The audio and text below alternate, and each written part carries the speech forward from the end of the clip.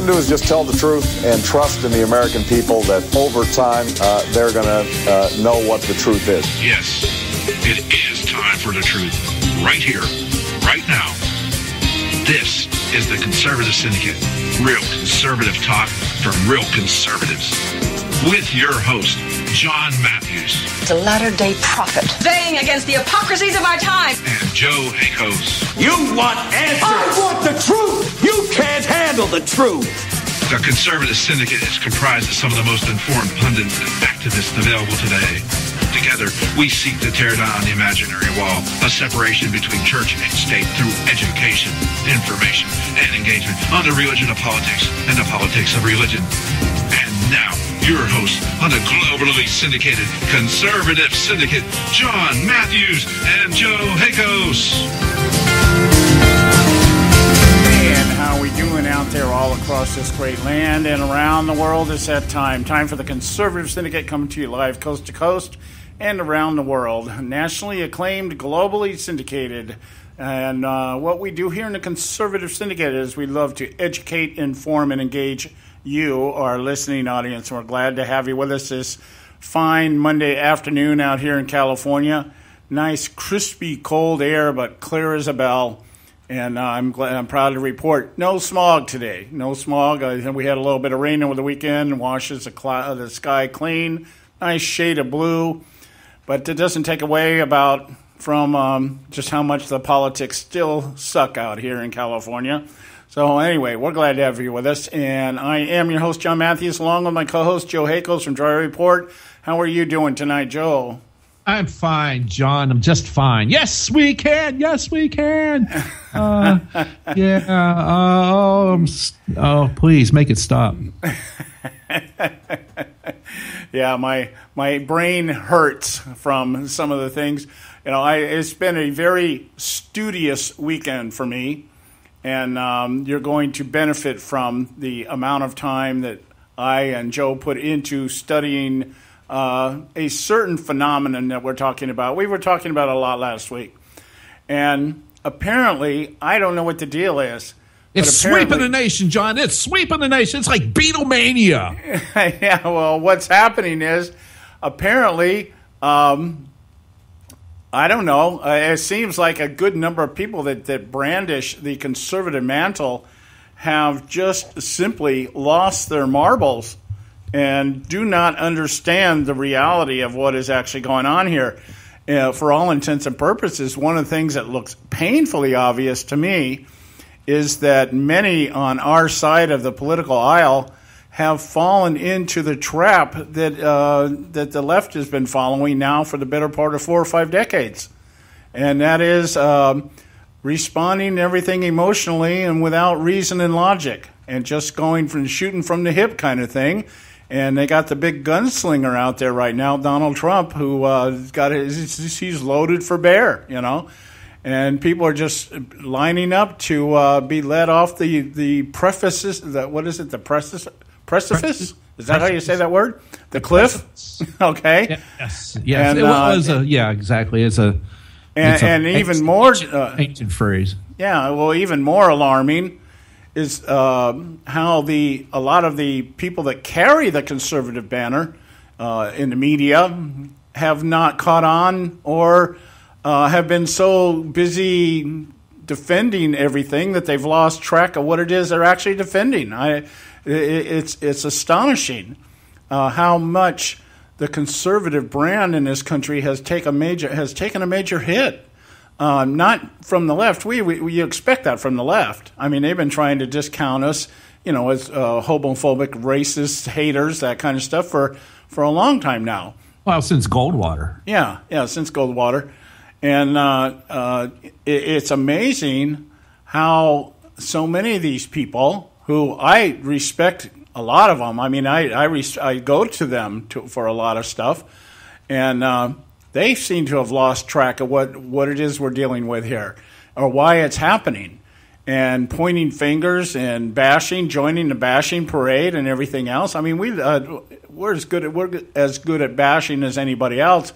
But at least we offer you some kind of counterpoint, and I don't hear that coming from all of our great conservative mentors out there. It's just everybody's kind of panicking. It's almost every man for himself. Let's put the circles in the wagons in a circle and start shooting. Yeah, and start shooting in. Yeah, let's set up that circular firing squad. Yeah. I don't know what the deal is. Shooting out of the circle's okay, but when you start shooting into the circle, that's kind of rough, dude. So, and what it is that here we are. What a week away. What's the date today? 25th. Yes, 7 days, man. Next Monday, a week from today is game on. Yeah, game on. We got our first caucuses out there in Iowa and New Hampshire. Then we have, I believe, South Carolina coming out after that, and then Nevada. That's for the month of February. And all eyes are on Trump. And the thing is that nobody with a voice, per se, for the most part, pundits and the media or anybody else, nobody's talking about anything but Trump. And that's not a good sign, folks. That's not the way it works. Yeah, and it's eerily reminiscent of something that happened 8 years ago. Yeah, same kind of fervor, the same kind of blind following. Like I said, true believers, that's the only word I can put to it. True believers. We have a lot of conservatives that have somehow transformed into true believers. Let's leave all logic and reasoning at the door, and let's follow the guy with the loud voice. Or it's flawed reasoning. Their reasoning is we must win, and this is the only way we can win, and it doesn't matter how we win, just as long as we win. Right. That's been what we've been talking about on this show for the better part of at least the last 5 years. When the dawning came to us that the GOP establishment has no resemblance to the GOP of Ronald Reagan, and we started talking about this, and man, lo and behold, my God, I didn't know it had spun out of control so much, but it has, and so we're going to spend some time today talking about that. We're going to be on Robert Cardozo Live at the bottom of the hour here. I don't even know how Bob's going to handle this because he's not even quite as conservative as we are. But so it's going to be an interesting conversation. But it's amazing. It's amazing. So anyway, hey, I wanted to start, if I can, I just want to start the show off here today with another example of what we're talking about when we talk about collectivism. Is it a glittering jewel of intelligence? Well, it has. Well, it depends on what side of the basketball court you're on. This is about a basketball team in Minnesota, Al Franken State, by the way. Minnesota basketball team, a girls' Minnesota basketball team, was bounced from the league that they play in because they were too good. The coach of the Rogers Area Youth Basketball Association said his team was forced out of the Northwest Suburban Basketball League. They found out that none of the other teams wanted to play him because they were too good. And so they said, well, since you're too good and nobody else can play or wants to play with you, we're going to bounce you out. There's collectivism. There's Obama's American. Yep. Okay? That's awesome. We'll compete in sports, but only if everybody wins. That's yeah, but at least there's fighting chance. We can't beat these girls. They're just too damn good. Oh, make them quit. Yeah. Well, it's like that coach down in Texas that got fired because his team won by too many points. And he said he put all of his bench on the court, trying to even it up a little bit, and they snuffed these guys. I think they beat him something like 100-2 or something. That's how the other team was so bad, and he got fired because his team scored too much. He goes, what could I do? I put the worst players on my team on the court, and they still beat them. So there's collectivism for you. There is the perfect example of what it means to be a liberal and progressive. We'll have competition, but everybody has to win. We'll make a trophy for everybody. And, you get a trophy just for showing up and putting on a uniform. Yeah, that really encourages people to seek opportunity, does it not? Yeah. We got to go to a commercial. When we come back, we'll get into today's festivities right here at the Conservative Syndicate. Don't go away. We'll be right back. Catch all our archives at theconservativesyndicate.net. The Conservative Syndicate. Real conservative talk from real conservatives.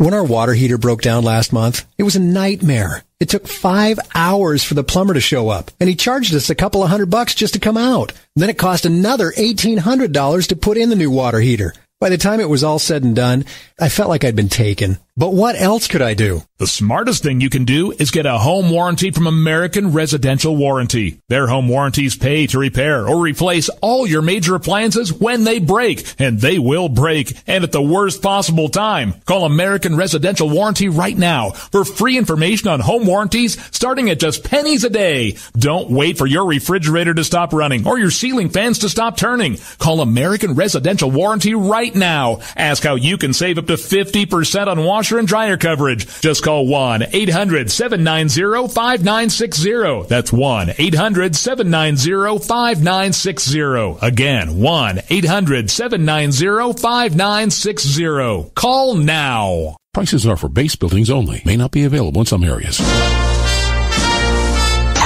Attention business owners, do you want a stimulus package that really works? Before you spend thousands of dollars more than you should on your next building project, listen to this. General Steel has a stimulus package designed to help you save as much as half the cost of conventional construction on your next building. As much as half. That's right. General Steel can save you thousands of dollars with a pre-engineered steel building designed for your business or church. How about a 50 by 100 foot building for under $30,000? So don't pay thousands more than you should without calling General Steel first and save as much as half the cost and time of conventional construction. With the projected demand for steel in Japan and China, prices may be skyrocketing. 877-927-3360. 877-927-3360. 877-927-3360. Limited time offer, 24-month commitment and credit qualification require cancellation fee, auto pay, and paperless billing, and other restrictions apply. If you can't see the difference, why pay the difference? Switch to Dish for the best deal in entertainment. Only Dish brings you the best in entertainment for less than $20 a month. Cut the cable and don't get directed. Switch to Dish because at just $19.99, Dish saves you every time you turn on the TV. It's so simple. The same channels cost less with Dish. So since you can't see the difference, don't pay the difference. Switch to Dish for the best deal in entertainment. Get premium movie channels free for 3 months, starting at just $19.99. Dish saves you every time you turn on the TV. Call now to save with Dish. Dial 1-800-600-1645. That's 1-800-600-1645. The same channels for less than $20 a month. Dish. Call 1-800-600-1645 for details. Folks, if you're like me, you don't place a whole lot of trust in today's media for the real truth and facts regarding the volatile world of finance and politics. When I want the real scoop on money, I go to the most trusted source I know, my good friend and colleague, Bob Cardoso. Bob is a noted expert with a PhD in international finance who airs his nationally known, globally syndicated show, Robert Cardoso Live, daily, Monday through Friday from 4 to 6 p.m. Pacific Time.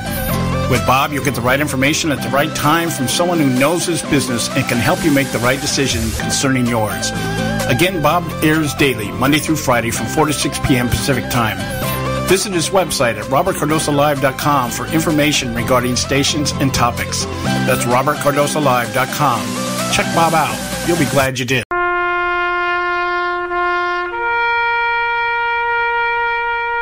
Read something recently worth thinking about. It's the soldier, not the campus organizer, who's given us freedom to demonstrate. It's the soldier, not the reporter, who's given us freedom of the press. It's the soldier, not the poet, who's given us freedom of speech. It's the soldier who serves under the flag, who defends the protesters' right to burn the flag. Isn't it time now to demonstrate that we support our troops? Were it not for the brave, there'd be no land of the free. Fred Thompson's message was brought to you by citizensunited.org.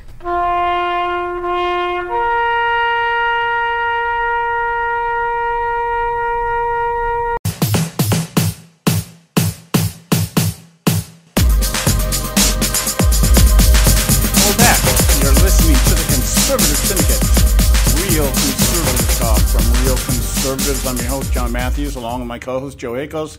And I want to get into, we're going to talk a lot today about the fervor that is out there. We're a week away from the first caucus The primary season, it'll game on, as Joe was saying, and we're just it's more than frustrating as what we're seeing right now in terms of how this is all coming down, and we're going to talk about that. But I wanted to talk about something that's a little less frustrating from my standpoint. In some ways, and even more frustrating in others. I was going to say I think it's even more frustrating, actually. Yeah, and that is the situation with Hillary's emails and her server, and the FBI investigation. Now, I want to preface the remarks that I'm going to make here with some things that we were out there floating last week. One thing is becoming very evident, obvious, very obvious, just beyond obvious. And that is that Hillary Clinton is guilty of something.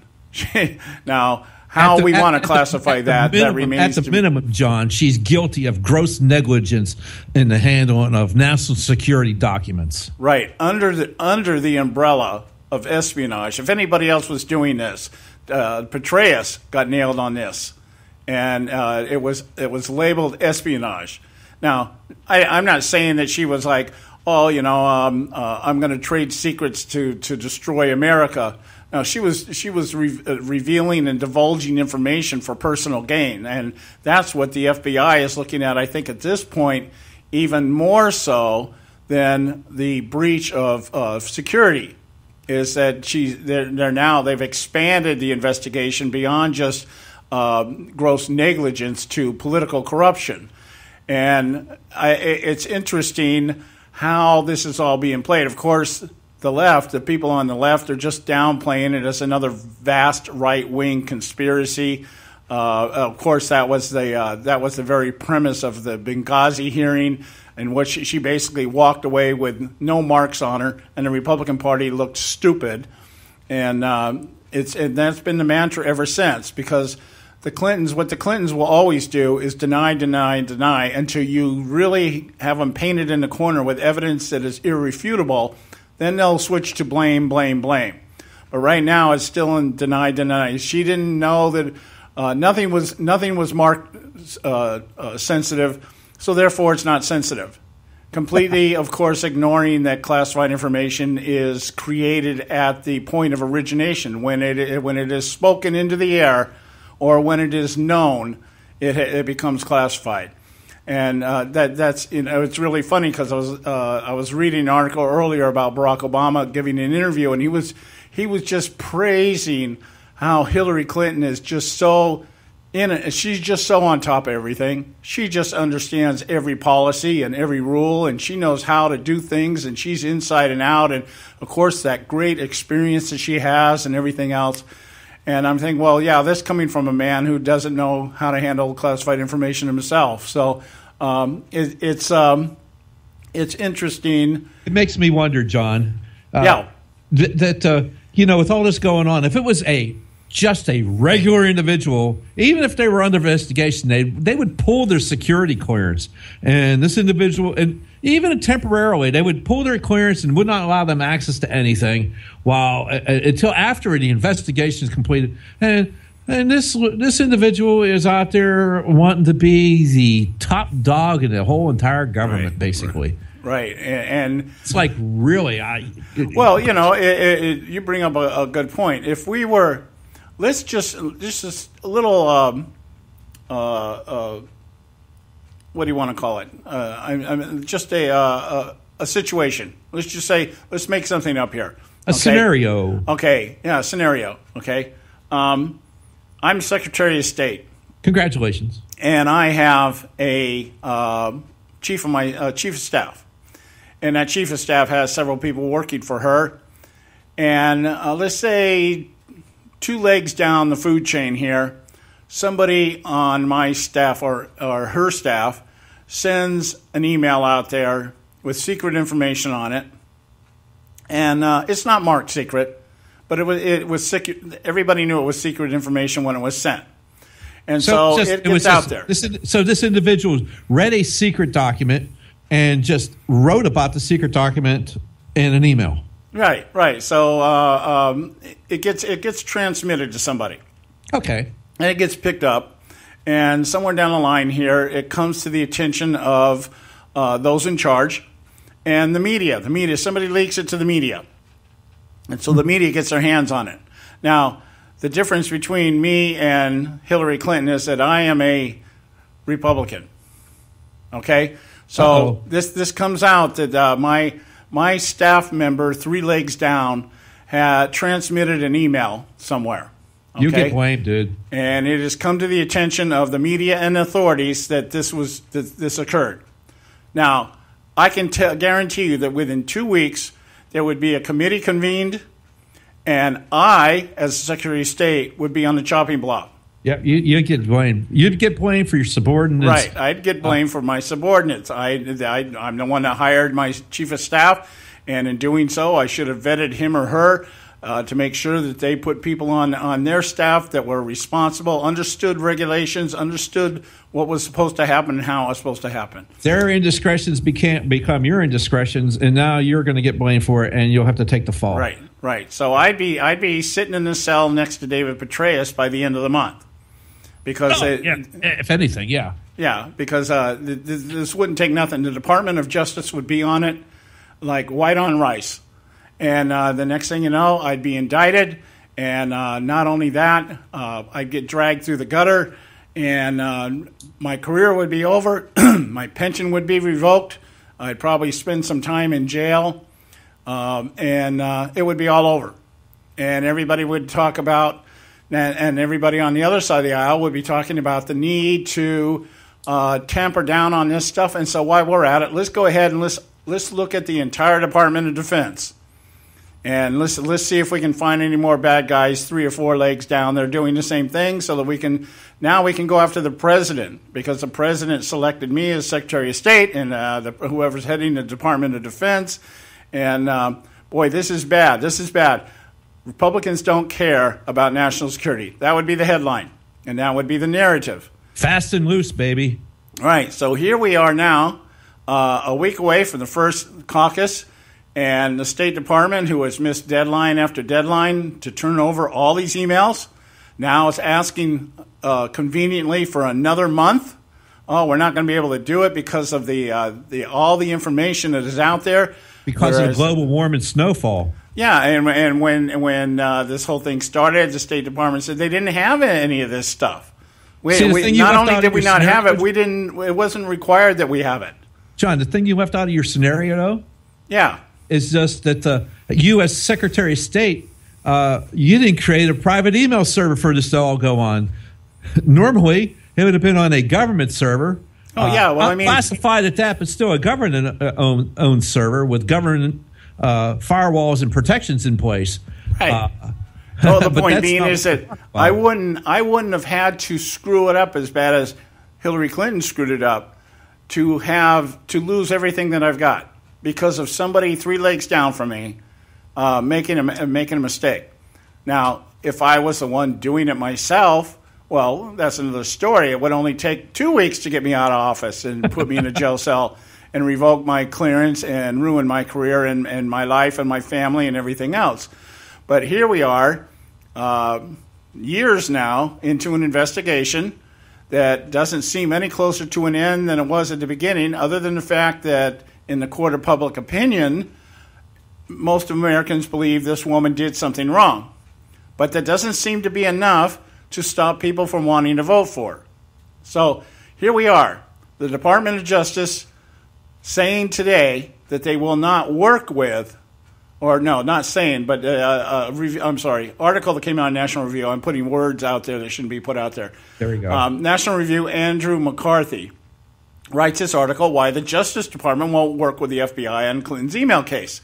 Now, this is why a lot of people are asking, well, why isn't the FBI indicting her?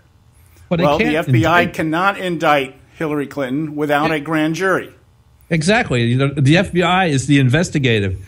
The Justice Department is the branch, is the people that would do the prosecution part of this. Right. And the FBI, they can do their investigation, but nothing can come of their investigation unless there is a grand jury convened, and that grand jury has to be convened by the Department of Justice. And why wouldn't they do that, John? Well, they would do it if they were doing their job. But since Barack Obama is less than a year away from leaving office, they're not going to do anything because who wants to tarnish Barack Obama's legacy? Well, also, John, let's not forget that Barack Obama doesn't want to be seen as taking down the supposed front runner of his party's presidential bid there. I mean, for crying out loud, Hillary Clinton is the front runner of that party right now for vying for the next president of the United States. So Barack Obama doesn't want to be the one that's going to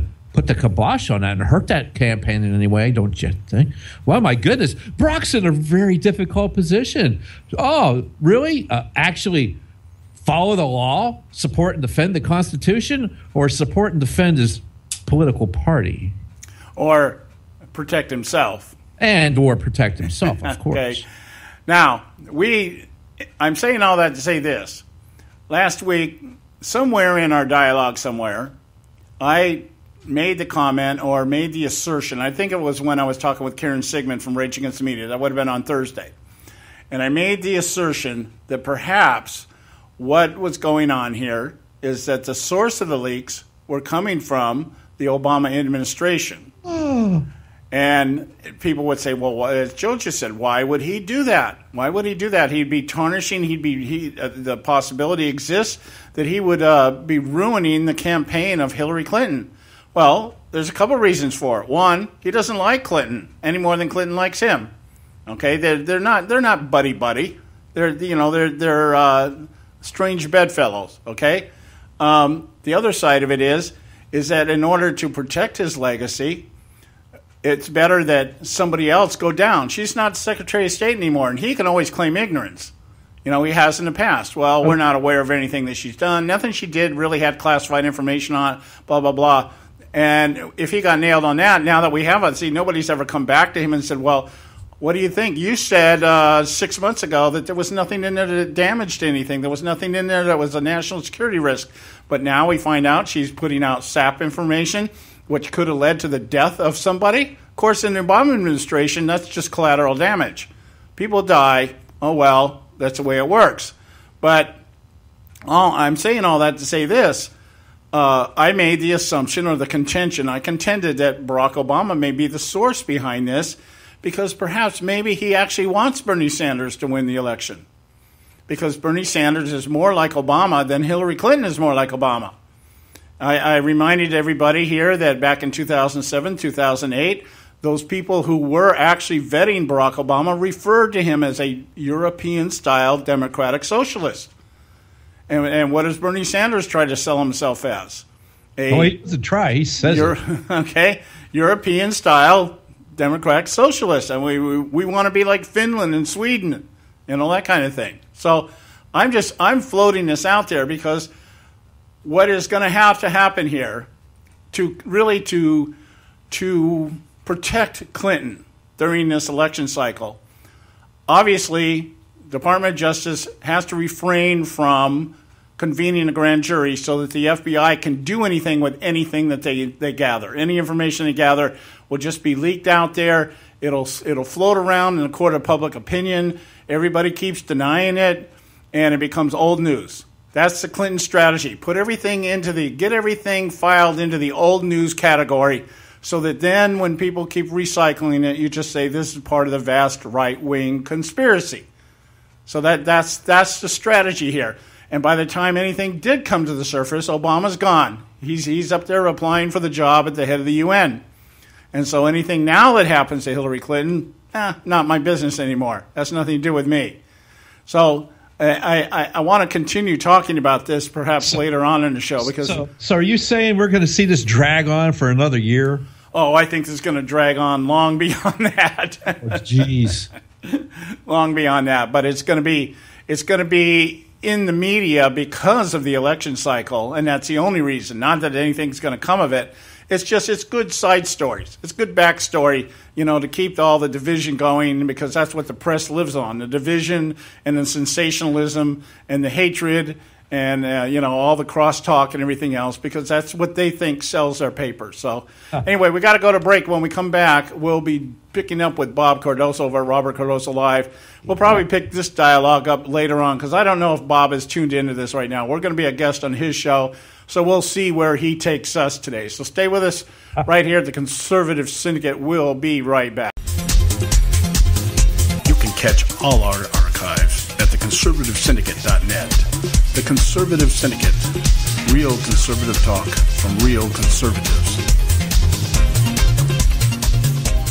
Limited time offer, 24-month commitment and credit qualification require. Cancellation fee, auto pay, and paperless billing and other restrictions apply. If you can't see the difference, why pay the difference? Switch to Dish for the best deal in entertainment. Only Dish brings you the best in entertainment for less than $20 a month. Cut the cable and don't get directed. Switch to Dish, because at just $19.99, Dish saves you every time you turn on the TV. It's so simple. The same channels cost less with Dish. So since you can't see the difference, don't pay the difference. Switch to Dish for the best deal in entertainment. Get premium movie channels free for 3 months, starting at just $19.99. Dish saves you every time you turn on the TV. Call now to save with Dish. Dial 1-800-600-1645. That's 1-800-600-1645. The same channels for less than $20 a month. Dish. Call 1-800-600-1645 for details. Attention taxpayers! If you've received a notice from the IRS or state, do not ignore it. It's also a big mistake to try and handle your tax problem on your own. If you owe back taxes, it's a fact that the government has the power to take everything you own, including your home, business, wages, savings, and your freedom. But here's the good news. There's a special toll-free tax hotline set up especially for you. This tax hotline will tell you about new programs that are geared to help you dramatically settle, reduce, or eliminate what you owe. But you have to call now. Take down this number or put it in your cell phone. But call 866-761-0959. 1-866-761-0959. When you call, you get free information on how you can reduce or eliminate back taxes, including penalties and interest. You can also be helped if you have unfiled returns, a tax lien, wage garnishment, bank levy, or if you've been entered into a payment plan but can't make the payments. Don't make the big mistake in thinking you can ignore or handle your tax problem on your own. You can stop the collection process immediately. Call this special tax hotline today for free info at 1-866-761-0959. That's 1-866-761-0959. 1-866-761-0959. Term life insurance.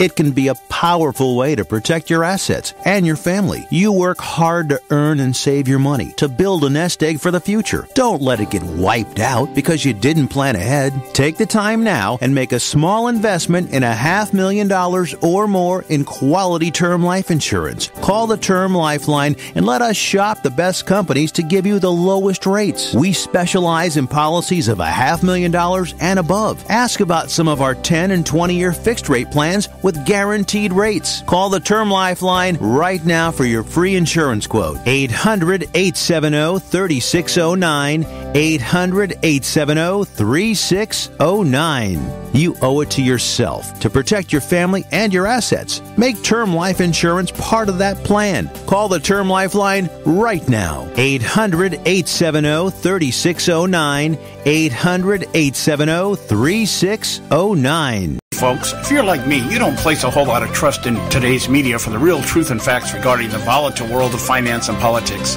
When I want the real scoop on money, I go to the most trusted source I know, my good friend and colleague, Bob Cardoso. Bob is a noted expert with a PhD in international finance who airs his nationally known, globally syndicated show, Robert Cardoso Live, daily, Monday through Friday from 4 to 6 p.m. Pacific Time. With Bob, you'll get the right information at the right time from someone who knows his business and can help you make the right decision concerning yours. Again, Bob airs daily, Monday through Friday from 4 to 6 p.m. Pacific Time. Visit his website at robertcardosolive.com for information regarding stations and topics. That's robertcardosolive.com. Check Bob out. You'll be glad you did.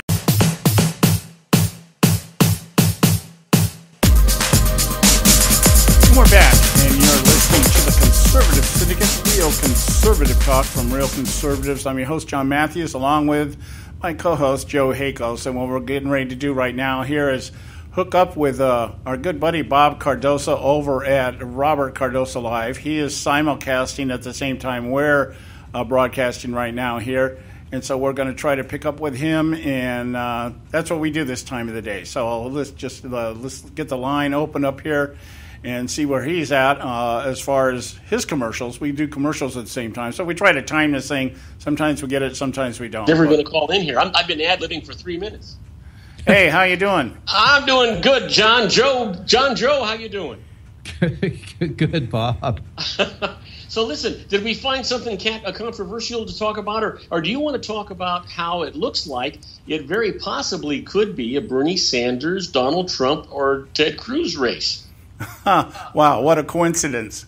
Gee, I don't know, Bob. Is that controversial? Well, you know what? Probably not, since they all think and act the same. Well, I don't know about all that. Oh, yeah. One guy wants to give away the farm. The other guy wants to sell you the farm. And the other guy just doesn't give a damn. Well, you want to go first, Joe? No. I want Bob to explain that one. You know, I'm absolutely flabbergasted at the turnaround between Bernie Sanders and Hillary Clinton. Looks like she's got a really serious fight on her hands. Not that I really care, but you know what? As a conservative, I think it's going to be really interesting to have a fight against what I think is going to be Donald Trump, who's going to take a sweep here, and Bernie Sanders may be his opponent.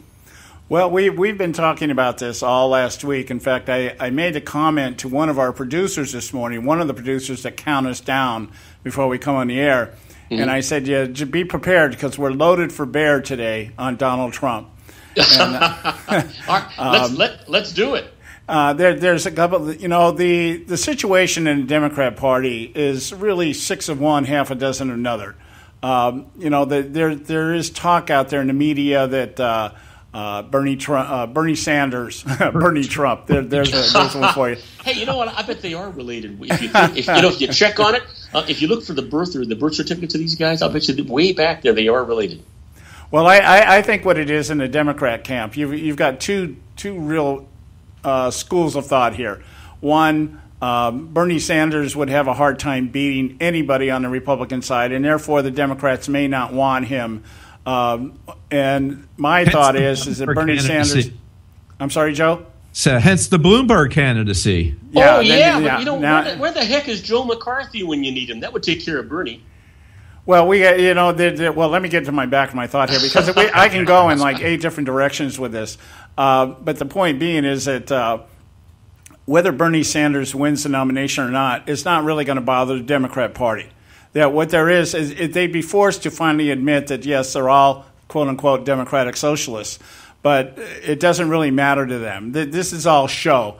If Hillary gets it, that's great. If Bernie Sanders gets it, that's great, because whoever gets it, the thought is, or the belief is that Obama 3.0 will enter into office. That's at least that's what they hope. And that's what they're putting everything on there. Debbie Wasserman Schultz is out there scheduling debates on Super Bowl Sunday. That woman has got to have her head stuck in the sand. If she is gonna schedule something on Super Bowl Sunday, how stupid can that be? The other thing is, you got Bernie Sanders, who's sitting out there and is a confessed communist. He says democratic socialist. He's a communist. But the thing that's going to be interesting, and I can't wait, is to see if Michael Bloomberg does come on board. We're going to see a battle of the wallets between Trump and Bloomberg. Well, it'll be interesting because I believe that if Bloomberg comes on board, if he does, I mean, we've talked about this last week about the filing requirements and everything else. It would be a wild card in the sense of just getting on the ballot. That in and of itself, because of the time frame and everything. But he would run as an independent, which might alleviate some of those problems. Not with the states, because the states have their rules. But what you're talking about here is he would definitely take Hillary Clinton votes. I don't know that he would affect the Sanders crowd, because the Sanders crowd is like the Trump crowd. They're not listening to anybody but the guy playing the music. So, the interesting thing, John, about the Sanders crowd is he has a young crowd as opposed to an establishment that Hillary's got. And so I think you're absolutely right. So and the same thing with Bloomberg, he's got an established crowd, not a young crowd. Matter of fact, the young crowd doesn't like Michael Bloomberg. So if Bloomberg comes on, he can hurt the Democrats if Hillary is the nominee, and GOP has got to love it if Bloomberg comes in. Well, again, this race is sizing up one way. This is the GOP's. Once again, it's the GOP's race to lose. And the way they will lose it is if those people who are out there right now following Donald Trump down the road to utopia, if they continue down that path, this could end up any number of ways. We may have a brokered convention to pick the president. Well, you know what? And you're right. I mean, I don't know if you've been. But I was going to make the stupidest comment. I was going to say, I don't know if you've been watching the news. That's all you guys do. I was watching Elizabeth Warren, and now she's attacking Hillary Clinton. Well, at first I was thinking the only hope that Hillary Clinton had was Elizabeth Warren. If Elizabeth Warren would run on the ticket with her, now it looks like Elizabeth Warren is after her throat. Which is going to make things even worse because she is absolutely bomb blasting Hillary with regard to what she's doing on Wall Street. Well, Elizabeth Warren is Bernie Sanders' love child. If she's going to support anybody, it's going to be Sanders. She is as socialistic as he is. So I mean that doesn't surprise me at all. What I was surprised as far as Elizabeth Warren goes. I was surprised that she actually didn't run for president. I really thought at the beginning of this thing that they would, twist her arm and get her into the race because she would be much more representative of socialism in a much better way than Bernie Sanders is. Bernie Sanders looks like, the mad Uncle Joe out there, with the messed up hair and the evil suit. He looks and like the guy else. from... I was trying to think of Back to the Future. Doesn't he look like the professor in Back to the Future? Scott! Yeah, Joe.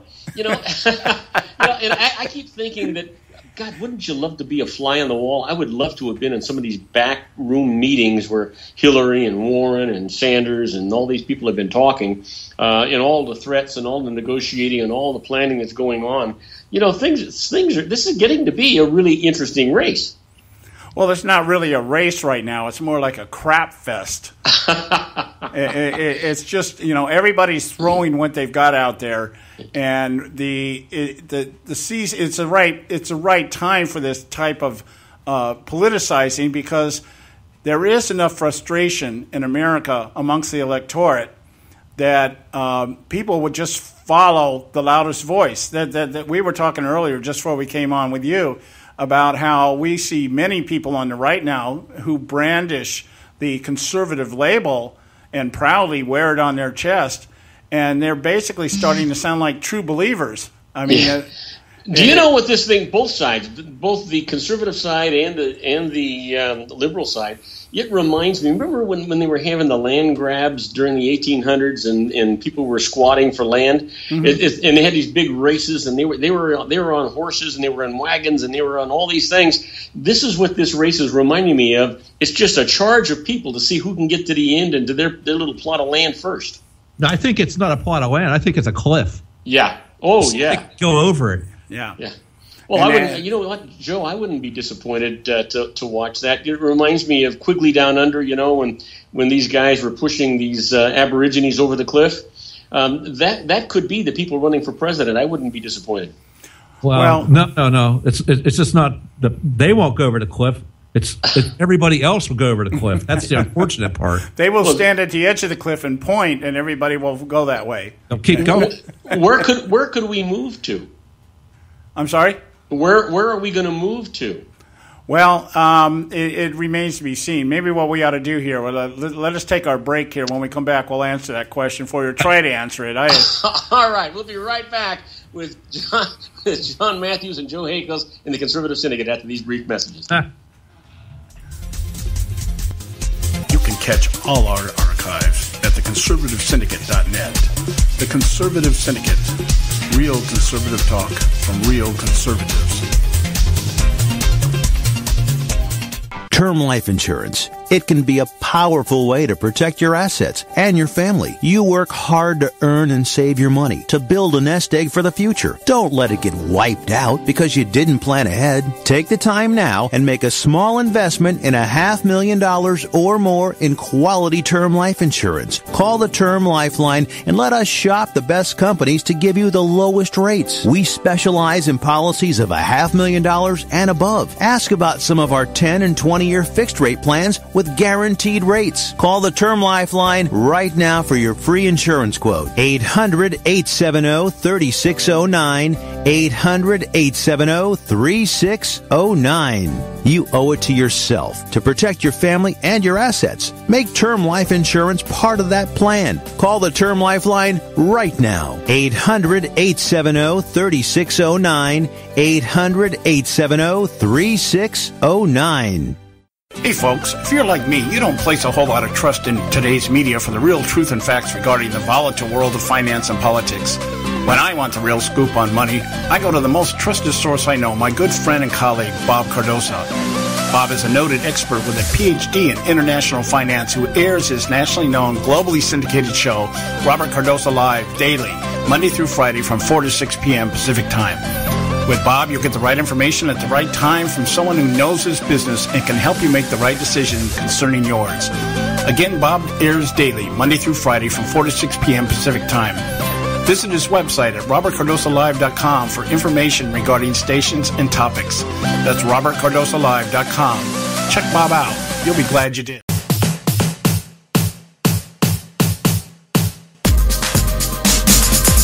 We're back, and you're listening to the Conservative Syndicate, Real Conservative Talk from Real Conservatives. John Matthews here, along with Joe Hakels from Dry Report. We're going to get here back with Bob here and try to answer his question here. I don't know if there is a solid answer to all this, but we're going to try. We're going to try. So let's get hooked back up with Bob here, and we'll take it from there. His question was along the lines of what do we see happening? I believe that was the framing of it. Am I right, Joe? John Matthews and Joe Hakos. Yeah, I think Robert was asking, well, if it doesn't turn out, where are we going? Yes. Yeah, where are we going to move to? I'm not moving anywhere. I'm going to stay where it's warm.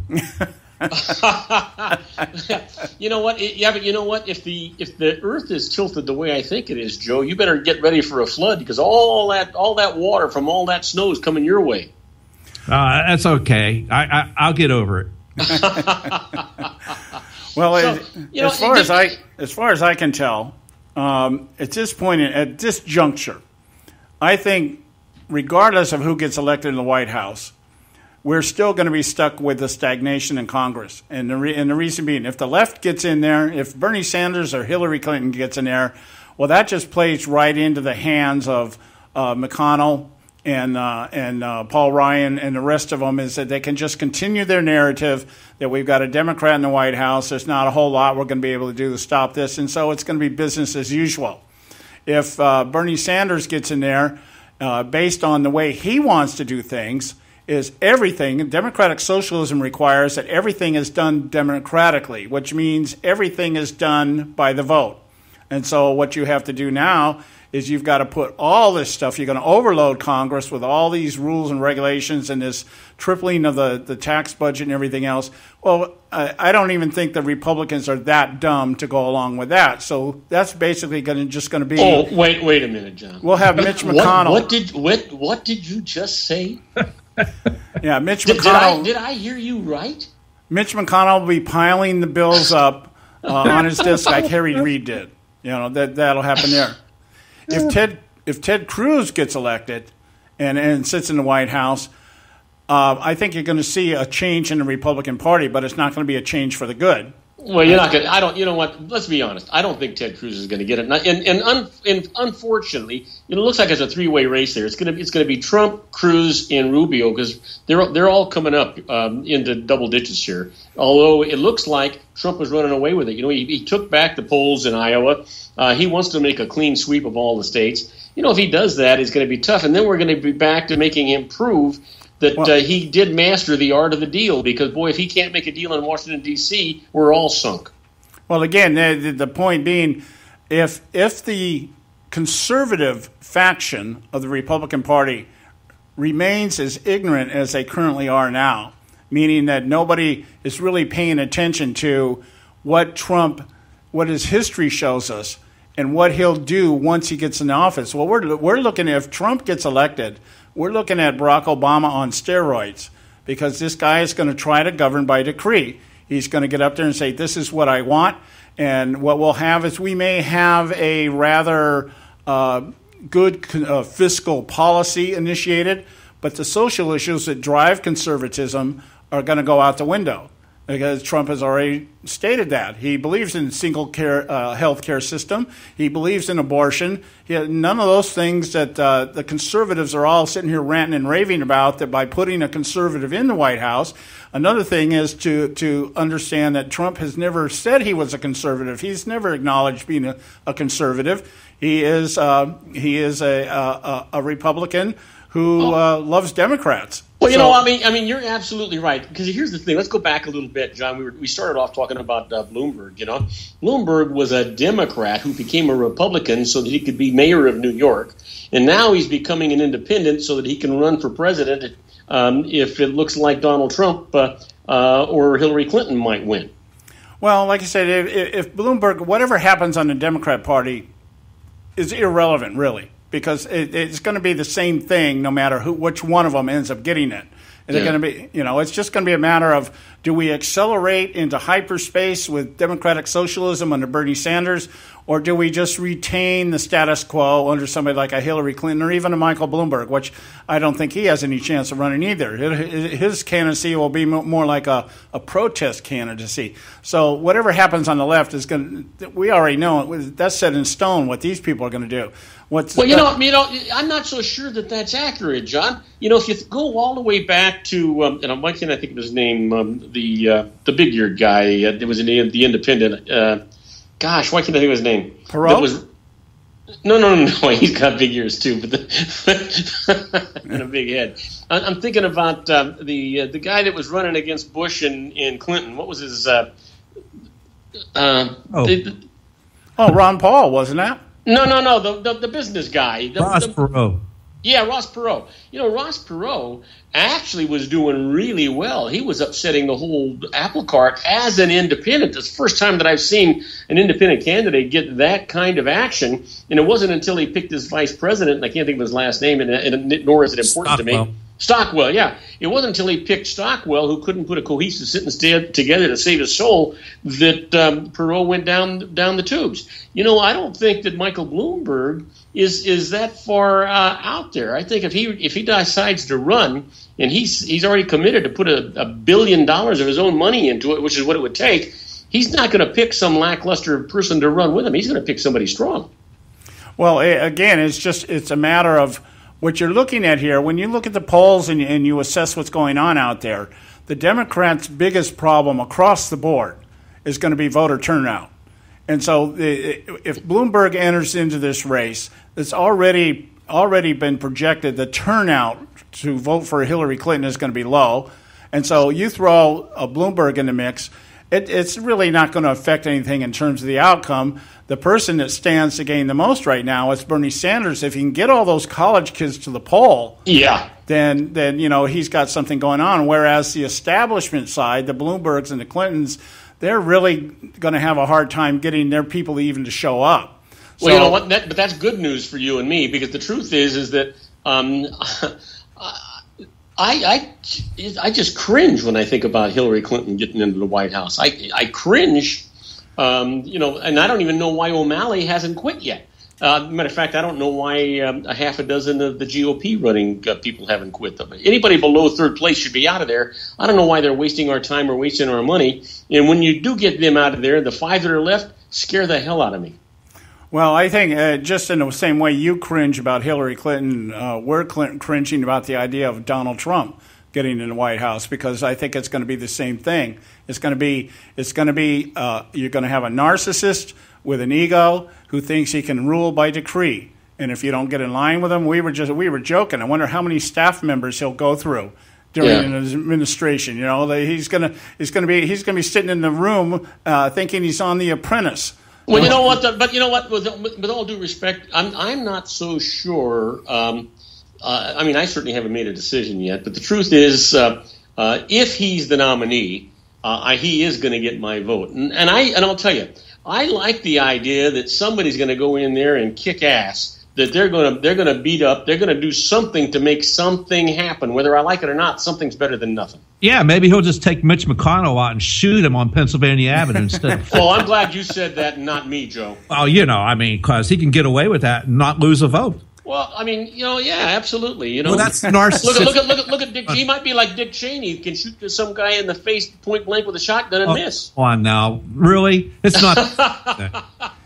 I think the biggest thing that if you want to talk about uncertainty, the uncertainty to me would be if somebody like Ted Cruz gets in office, because Congress will now have to make a decision. We either govern the way that we're supposed to, or we just completely resist what Ted Cruz wants us to do, which now exposes them. So how the Congress would react is the key to this whole thing. We know a Bernie Sanders, a Hillary Clinton, a Michael Bloomberg, the narrative is going to stay the same. The Republicans will give them what they want so that they don't get branded as haters and racists and bigots and everything else. Anything else happens outside it. The Congress and the House of Representatives and the Senate already hate Cruz. Well, I don't think that's as embedded in stone as people want to make it out to be. But they want to play. They're going to play. I mean, if they want to have anything, because if they don't do anything, they're going to get shown for, like just John said. So they're going to have to do something. So they're going to have to get along with it. Right now, they don't have to get along with Cruz because, well, inconsequential. He's not the guy. And if they don't do anything, they're going to look like Steve Martin in The Jerk, walking down the street with a thermos and a velvet-covered chair. Trying to figure out what to do next, because they're all blowing up for some reason. I don't know what's going on. As somebody's shooting at them. Well, you know what? I got to tell you, it's I hope the hell it's not Bernie Sanders. And the truth is that any of the other three guys, other than Rubio, and I'm not real nuts about Rubio, but any of the other three guys, I think you're going to see a new revolution. I think hopefully, with any luck at all, guys, we're going to see a revolution at the ballot box. And I hope that it's not a revolution where we send college kids into the ballot box that overcome the educated, well, I shouldn't say educated, the more mature roles of decision making, and we wind up putting somebody in the White House that just wants to smoke dope and play games. Well, I sure as hell hope it's not like the French Revolution. Yeah, well, let them eat cake.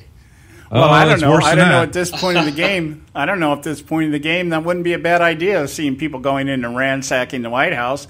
Okay. Yeah. We have. Definitely, you're right about one thing, Bob. We're on the verge of. We're in the process of another revolution. What we have here, if you go back, just compare this to history. What we have here is we have a very disgruntled public who feels that they're not being represented. I don't care what side of the aisle you're on, they're saying we're not being represented. That was the premise on which our revolution came to a reality. Now, how that plays out, that remains to be seen. But one thing is certain, the seeds are there, and we'll see what happens here. Well, we're going to have to see you on next Friday, because right now I'm way out of time. Yeah, okay. So are we. All right, guys. Hey, have a great one. It was a great show. I'm looking forward to Friday with you. All right, we'll talk to you later, my friend. All right, take care. Okay, guys, top of the hour here. Times for the Edwards Notebook. We'll be right back. Stay with us. Pay a couple bills, and we'll get back to our earlier discussion. Stay with us right here at the Conservative Syndicate. We'll be right back. When President Obama addresses the American people, you gotta wonder, what in the world is he thinking?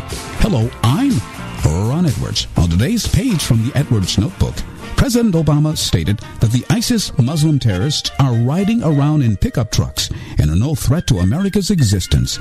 Now, we all know that is a total fabrication, considering the fact that ISIS terrorists and others are committing dastardly acts of warring brutality against all they come across, especially women, Christians, and black people whom they love to customarily enslave and torture. It is also common knowledge that ISIS terrorists are in America, wandering around looking to and fro, seeking to kill, steal from, and destroy. Also, when Obama says that the economy is doing well with plenty of jobs, Doesn't he realize that all we have to do is talk to business owners who have had to cut back their staffs because of the gruesome impacts of Obamacare, and that America's standard of living is now lower than any time since the Korean War? I will tell you this, he probably thinks Americans are not too bright. After all, Obama, who disdains America, was elected twice. I'm Ron Edwards.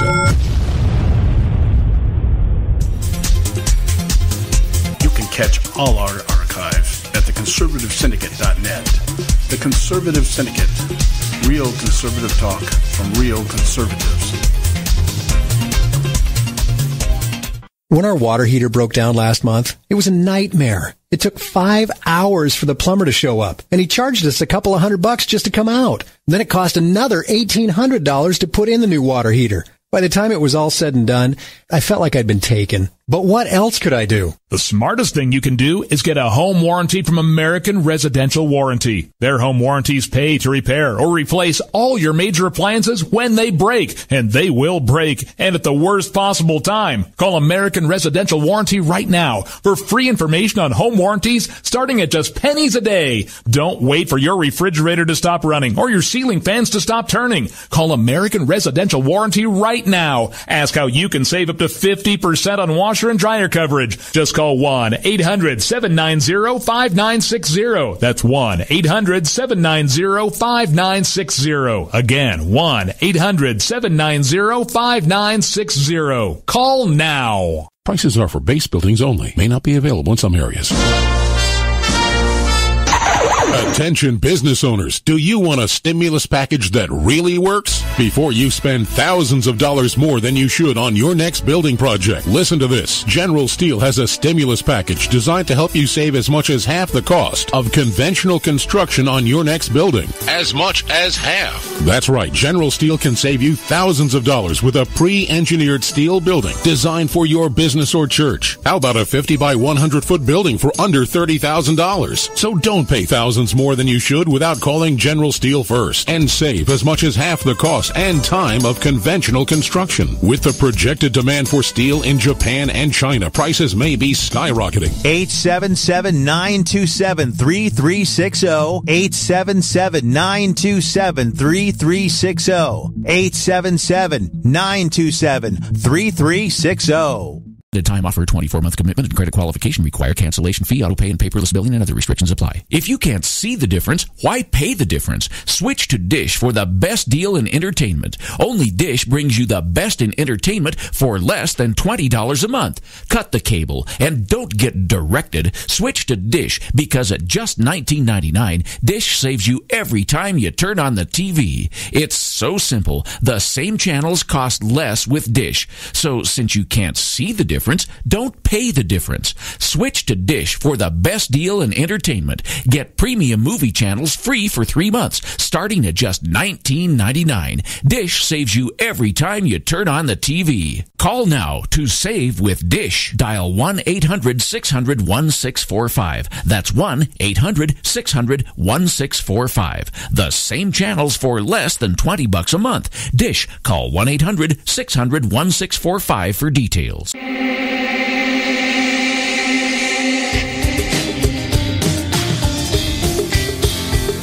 Hey, all you can do is just tell the truth and trust in the American people that over time they're going to know what the truth is. Yes, it is time for the truth. Right here, right now. This is the Conservative Syndicate.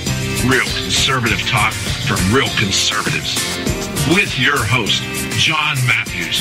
The latter-day prophet, weighing against the hypocrisies of our time. And Joe Akos. You want answers. I want the truth. You can't handle the truth.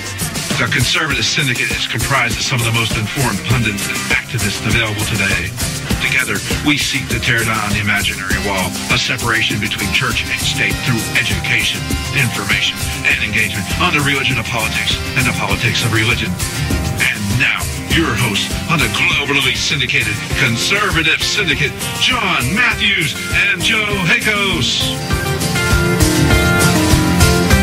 We're back, and this is hour 2 of the Conservative Syndicate. We're glad you took the time to join us. I'm your host, John Matthews, along with Joe Hakos from Trial Report. You know, I've got to say something, Joe, here before we kick into this next segment here. Just a quick remark here. We just got off the air with Bob Cardoso over at Robert Cardoso Live. Isn't it amazing just how quick somebody can jump on the shiny object? It's just like, really, Bloomberg coming into this race is really irrelevant. Yeah. It really is. I mean, it's not going to make a damn bit of difference whether he runs as an independent or anything else.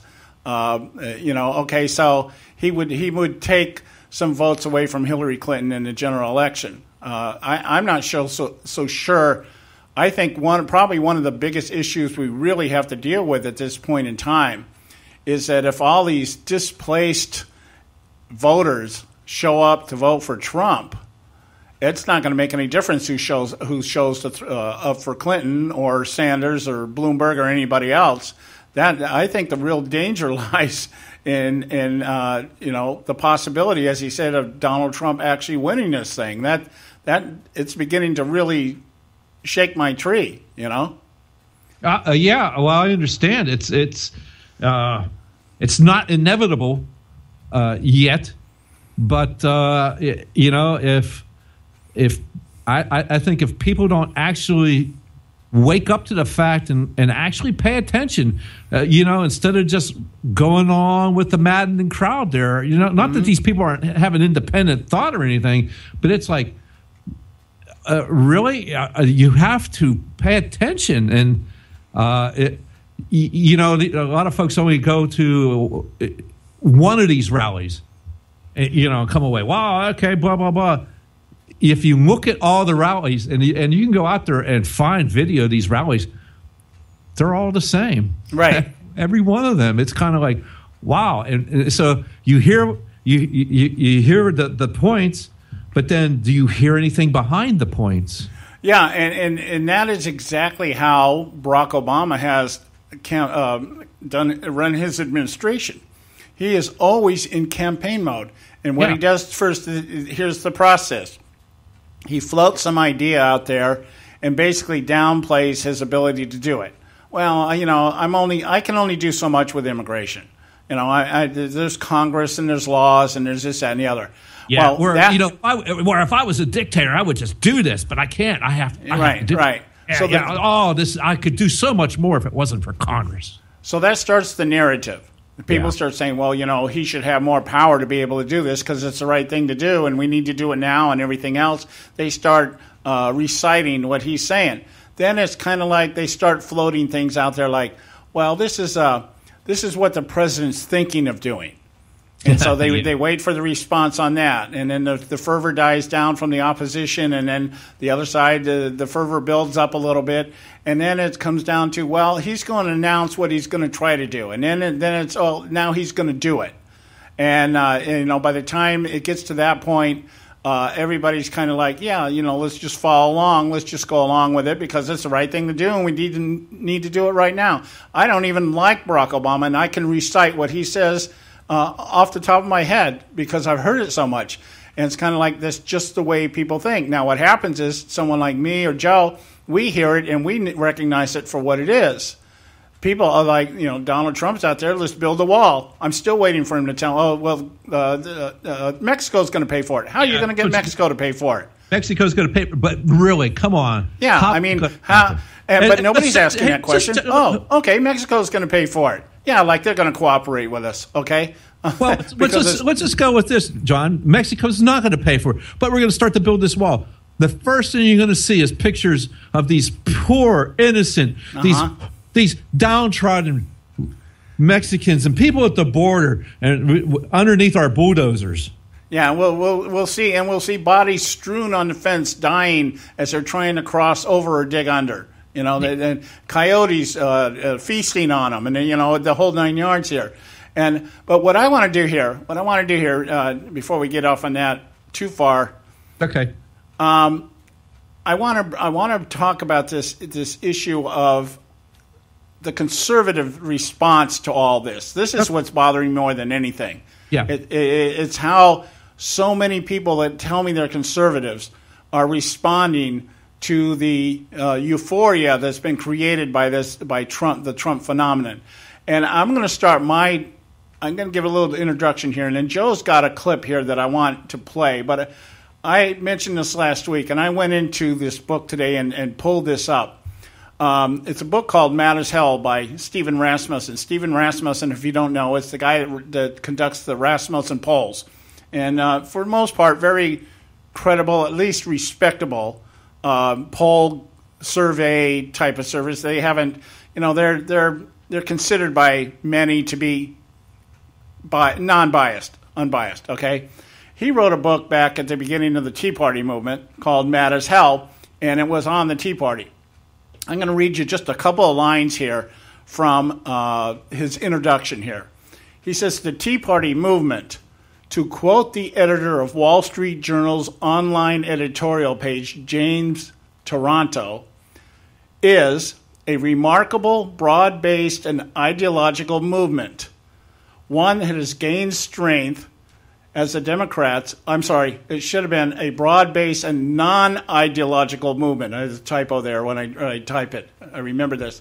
He says the Tea Party is a remarkable, broad-based, and non-ideological movement, one that has gained strength as the Democrats who currently run Washington have proved themselves to be narrow and ideological. Now, he breaks it down into three groups. I want you to listen to these three groups of people that at that time were joining into the Tea Party movement. There were the newcomers, the people that had never voted before, or the people that hadn't voted in a long time.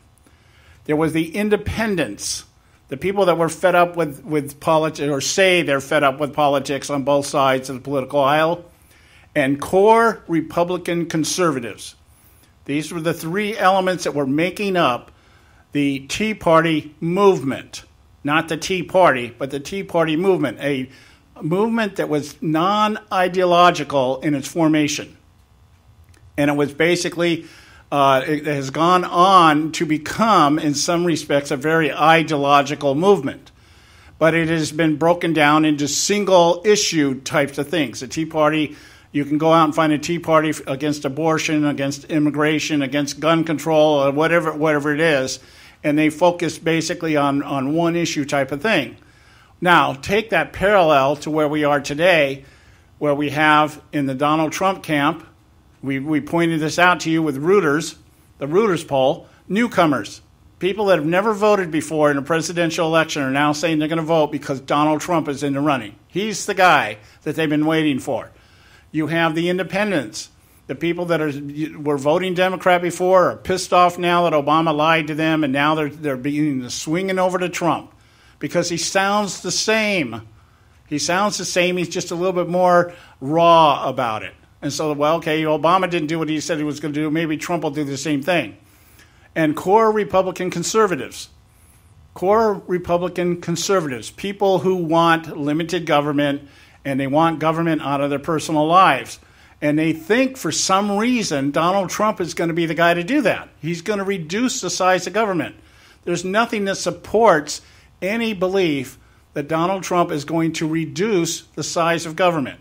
What he has said he's going to do is accomplish the tasks that Congress and Obama has said they were going to do but haven't done.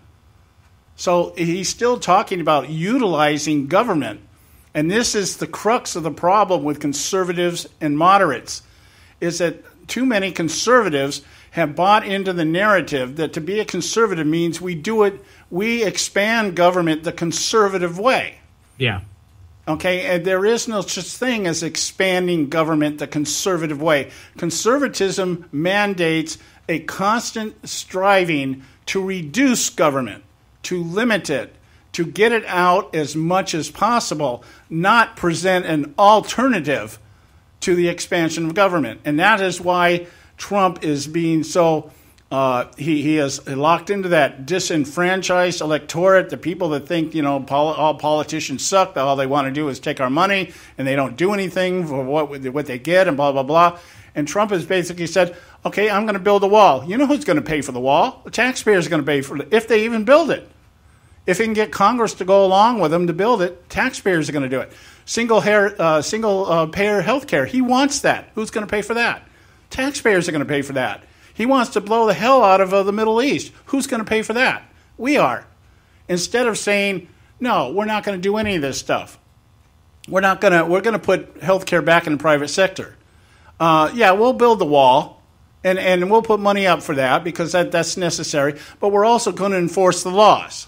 And we'll do that by reducing or eliminating some of these agencies that are making it impossible to enforce the laws. Let's just ban Homeland Security. What the hell do we need them for? We don't need them. We have the CIA and the FBI. Put them back in the business of gathering intelligence rather than becoming assassins. This is all we need to do is return to the government that we used to have, and we could accomplish all these things without expanding it.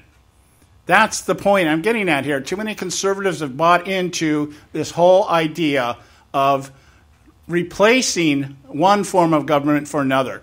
Oh, I realize we're out of time here. We got to go.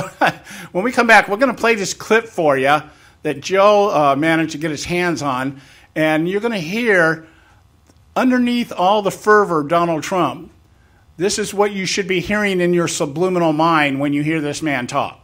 Okay, we're going to put it out there, and you can download this as an archive and listen to it at night. Get this in your head and think every time Donald Trump gets up and tells you he's going to build a wall, you're going to hear the real message here, okay? We'll be right back. Stay with us right here at the Conservative Syndicate. You can catch all our archives at theconservativesyndicate.net. The Conservative Syndicate. Real conservative talk from real conservatives. Limited time offer, 24-month commitment and credit qualification require. Cancellation fee, auto pay, and paperless billing and other restrictions apply. If you can't see the difference, why pay the difference? Switch to Dish for the best deal in entertainment. Only Dish brings you the best in entertainment for less than $20 a month. Cut the cable and don't get directed. Switch to Dish because at just $19.99, Dish saves you every time you turn on the TV. It's so simple. The same channels cost less with Dish. So since you can't see the difference, don't pay the difference. Switch to Dish for the best deal in entertainment. Get premium movie channels free for 3 months, starting at just $19.99. Dish saves you every time you turn on the TV. Call now to save with Dish. Dial 1-800-600-1645. That's 1-800-600-1645. The same channels for less than $20 a month. Dish. Call 1-800-600-1645 for details. Attention taxpayers! If you've received a notice from the IRS or state, do not ignore it. It's also a big mistake to try and handle your tax problem on your own. If you owe back taxes, it's a fact that the government has the power to take everything you own, including your home, business, wages, savings, and your freedom. But here's the good news. There's a special toll-free tax hotline set up especially for you. This tax hotline will tell you about new programs that are geared to help you dramatically settle, reduce, or eliminate what you owe. But you have to call now. Take down this number or put it in your cell phone. But call 866-761-0959. 1-866-761-0959. When you call, you get free information on how you can reduce or eliminate back taxes, including penalties and interest. You can also be helped if you have unfiled returns, a tax lien, wage garnishment, bank levy, or if you've been entered into a payment plan but can't make the payments. Don't make the big mistake in thinking you can ignore or handle your tax problem on your own. You can stop the collection process immediately. Call this special tax hotline today for free info at 1-866-761-0959. That's 1-866-761-0959. 1-866-761-0959. Term life insurance. It can be a powerful way to protect your assets and your family. You work hard to earn and save your money to build a nest egg for the future. Don't let it get wiped out because you didn't plan ahead. Take the time now and make a small investment in $500,000 or more in quality term life insurance. Call the Term Lifeline and let us shop the best companies to give you the lowest rates. We specialize in policies of $500,000 and above. Ask about some of our 10 and 20-year fixed rate plans with guaranteed rates. Call the Term Lifeline right now for your free insurance quote. 800-870-3609. 800-870-3609. You owe it to yourself to protect your family and your assets. Make term life insurance part of that plan. Call the Term Lifeline right now. 800-870-3609. 800-870-3609.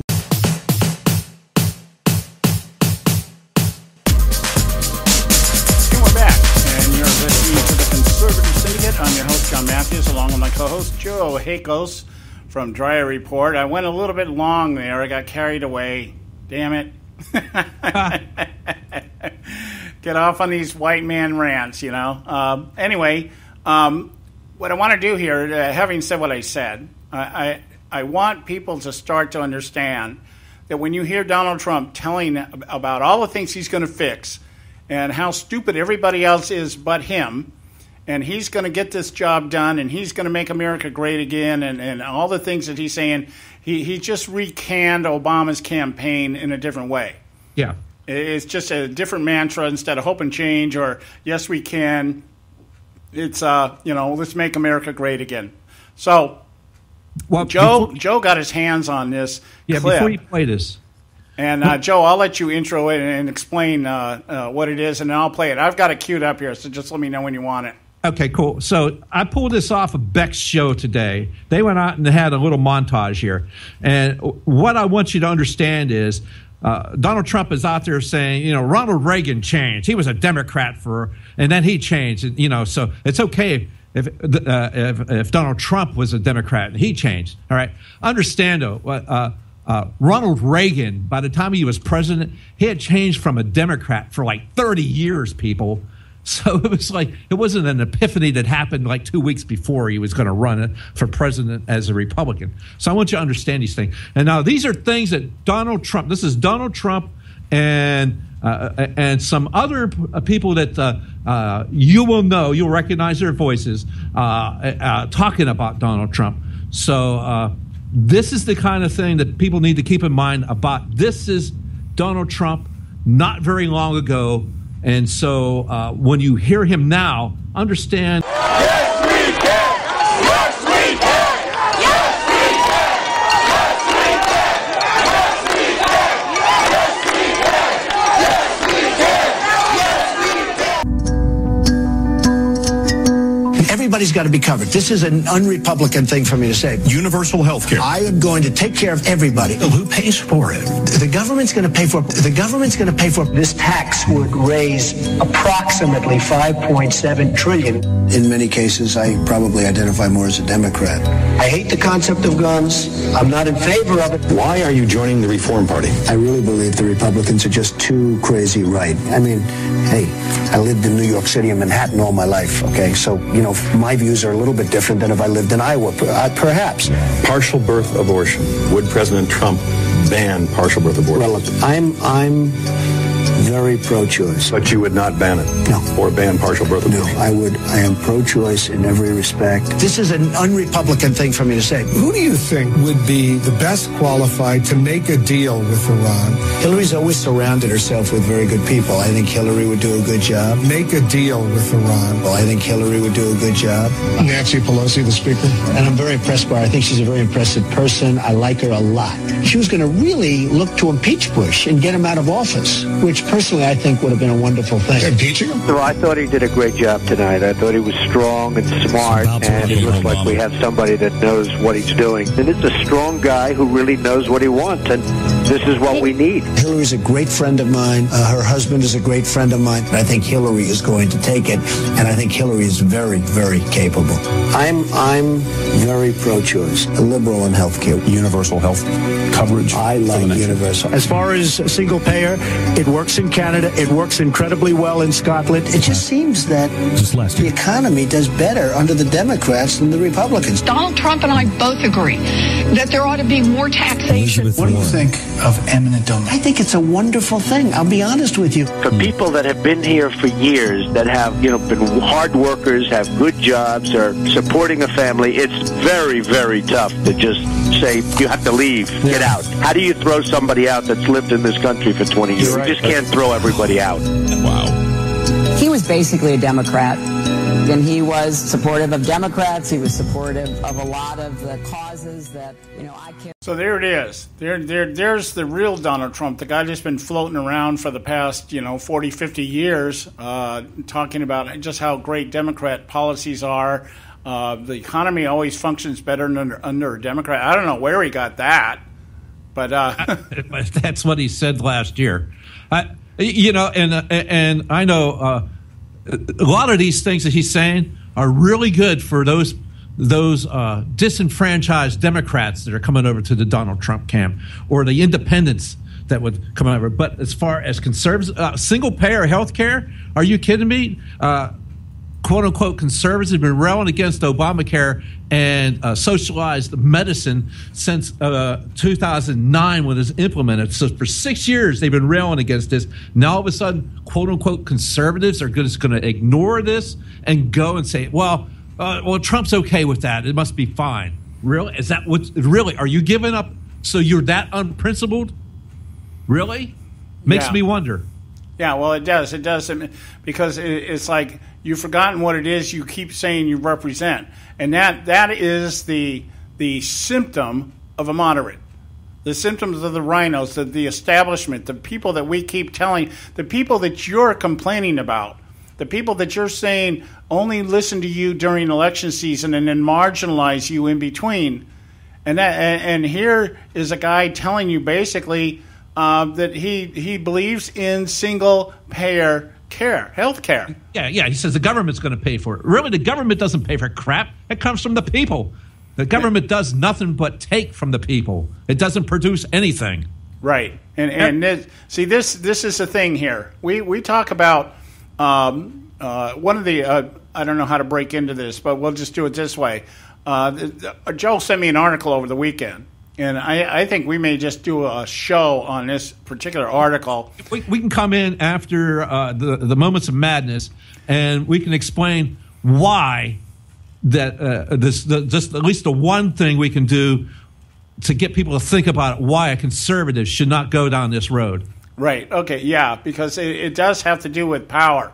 Yeah. And it's all Donald Trump is doing is basically just telling us right now that he'll use the power of the presidency in the same way Barack Obama will. It'll just be towards he's trying to make it sound like it'll be towards a different end, to turn things around, when in actuality, it sounds very much from his past.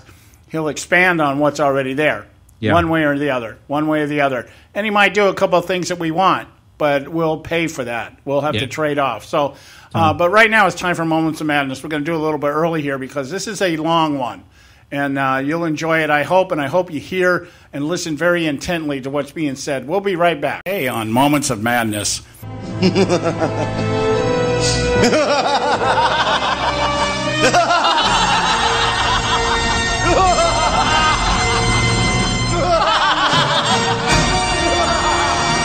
As we approach the first primary caucuses in February, the current populist tsunami that has given rise and sustenance to the campaigns of potential presidential candidates Donald Trump and Bernie Sanders in this year's general election cycle has the entire political establishment on both sides of Washington, D.C. recklessly panicking to recapture the narrative they've effectively employed in the siege of the American electorate that began in earnest with FDR. It is now more than mere speculation that the populist movement that birthed the Tea Party, and not the partisan ideologies that have determined the outcomes of election cycles past, just might light the fuse that propels Trump and Sanders into the June runoff that will most certainly determine the direction of our nation for decades, perhaps even determine the path of America's ultimate destiny in regard to its survival as a republic, or relegate us to a symbolic placard at the table of European socialist New World Order.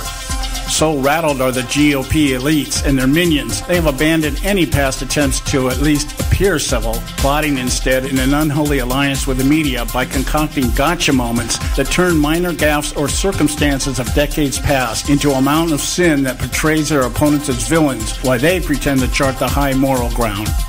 Jeb Bush claims to be so taken back by the intensity of the anger of the voters, he is peppering his attacks against Donald Trump, Ted Cruz, and even Marco Rubio by trotting out his family like Ward, June, and Wally Cleaver to assure us the Beeve is actually a good kid.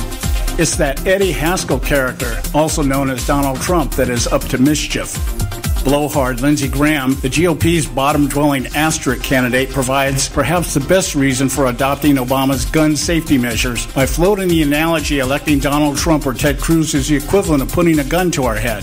Even conservative banner bearers like Jonah Goldberg at National Review and Thomas Sowell at Town Hall Daily, along with a list of other supposed conservative thinkers, have joined the anti-Trump mantra, agreeing that to elect the likes of Donald Trump and even in some cases Ted Cruz is to kill conservatism as it exists today.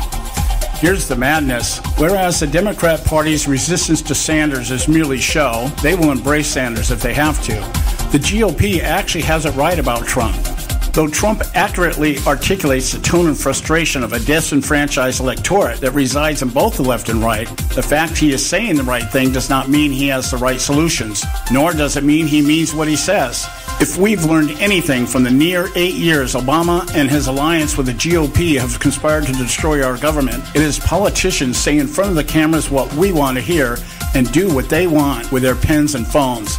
It is, however, that acknowledgement that exposes the problem. It's not that the GOP elites have it wrong about Trump. It's that they either haven't figured out or are unwilling to do the right thing the right way to stop him, in the same way they've refused to stop Obama. By that, I mean, if they're so concerned about preserving the conservative brand, why not support the conservatives running? There are a few running, you know. It's understandable why Barbara Bush supports her son. But what credibility does she, her husband, or sons have when she contends things like those displaced by Hurricane Katrina actually benefited from it by getting better housing from government, housing that was paid for on the taxpayer dime? Would not of conservatives suggesting relaxing government regulations and reducing taxes better serve those communities to rebuild on their own? Would not that stance better articulate conservatism? Why didn't her son George do that instead of further enslaving them to government? And who better to respond to another situation like that than someone like Ted Cruz, Rick Santorum, or Mike Huckabee? Lindsey Graham, of course, is his own brand of stupid. But rather than respond in bitterness to an electorate that recognizes he is as irrelevant as he is stupid, why not articulate the message conservatism does not compromise its values in order to gain popularity, but rather stands firm on the premise American exceptionalism is a result of equal opportunity offered and achieved in a civil society through personal responsibility and accountability in spite of obstacles like racism and poverty. Could not Cruz, Santorum, or Huckabee better articulate this message? How about Jonah Goldberg at National Review? Jonah is the Republican token symbol for the GOP, assigned to solicit the Jewish community who presently by and large support leftists at the polls who actually hate Israel in exchange for being left off the left's redistribution rolls. Isn't hatred for Israel representative of Obama's current foreign policy?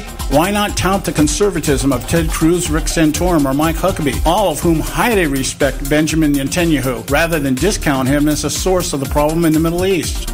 When you consider polls such as Reuters that indicate a vast number of folks who have never voted are saying they will vote for this time for Trump, or those who are returning to the voting booth after a 10-year or more absence because they believe Trump gets them, or the many Democrats who are registering Republicans so they can vote for Trump, that in and of itself explains his popularity. It's not his ideology, it's his voice. Ideology means very little if you believe it is irrelevant in shaping policy. We have very much returned to almost an infant state as a republic, where representation translates to listen to what we are saying more than this is how we want it done or we will revolt. We don't need to pander to demographics created by government for government. We just need one that represents the values of our republic and governs accordingly. Then again, perhaps this is the very problem that faces the GOP and thus their vitriol-fueled allegiance against the populism of Trump. Perhaps it is really their fear of being exposed as non-conservatives should they be forced to govern under the tenure of a true conservative like Ted Cruz. The likes of Mitch McConnell, John McCain, and Lindsey Graham could no longer hide behind their show votes. They would stand exposed in the public square before being exiled to wherever pretenders end up wandering, like Navin R. Johnson with his thermos and velvet-covered chair. Now that's a thought that should motivate any real American to want to vote. This is John Matthews for Moments of Madness.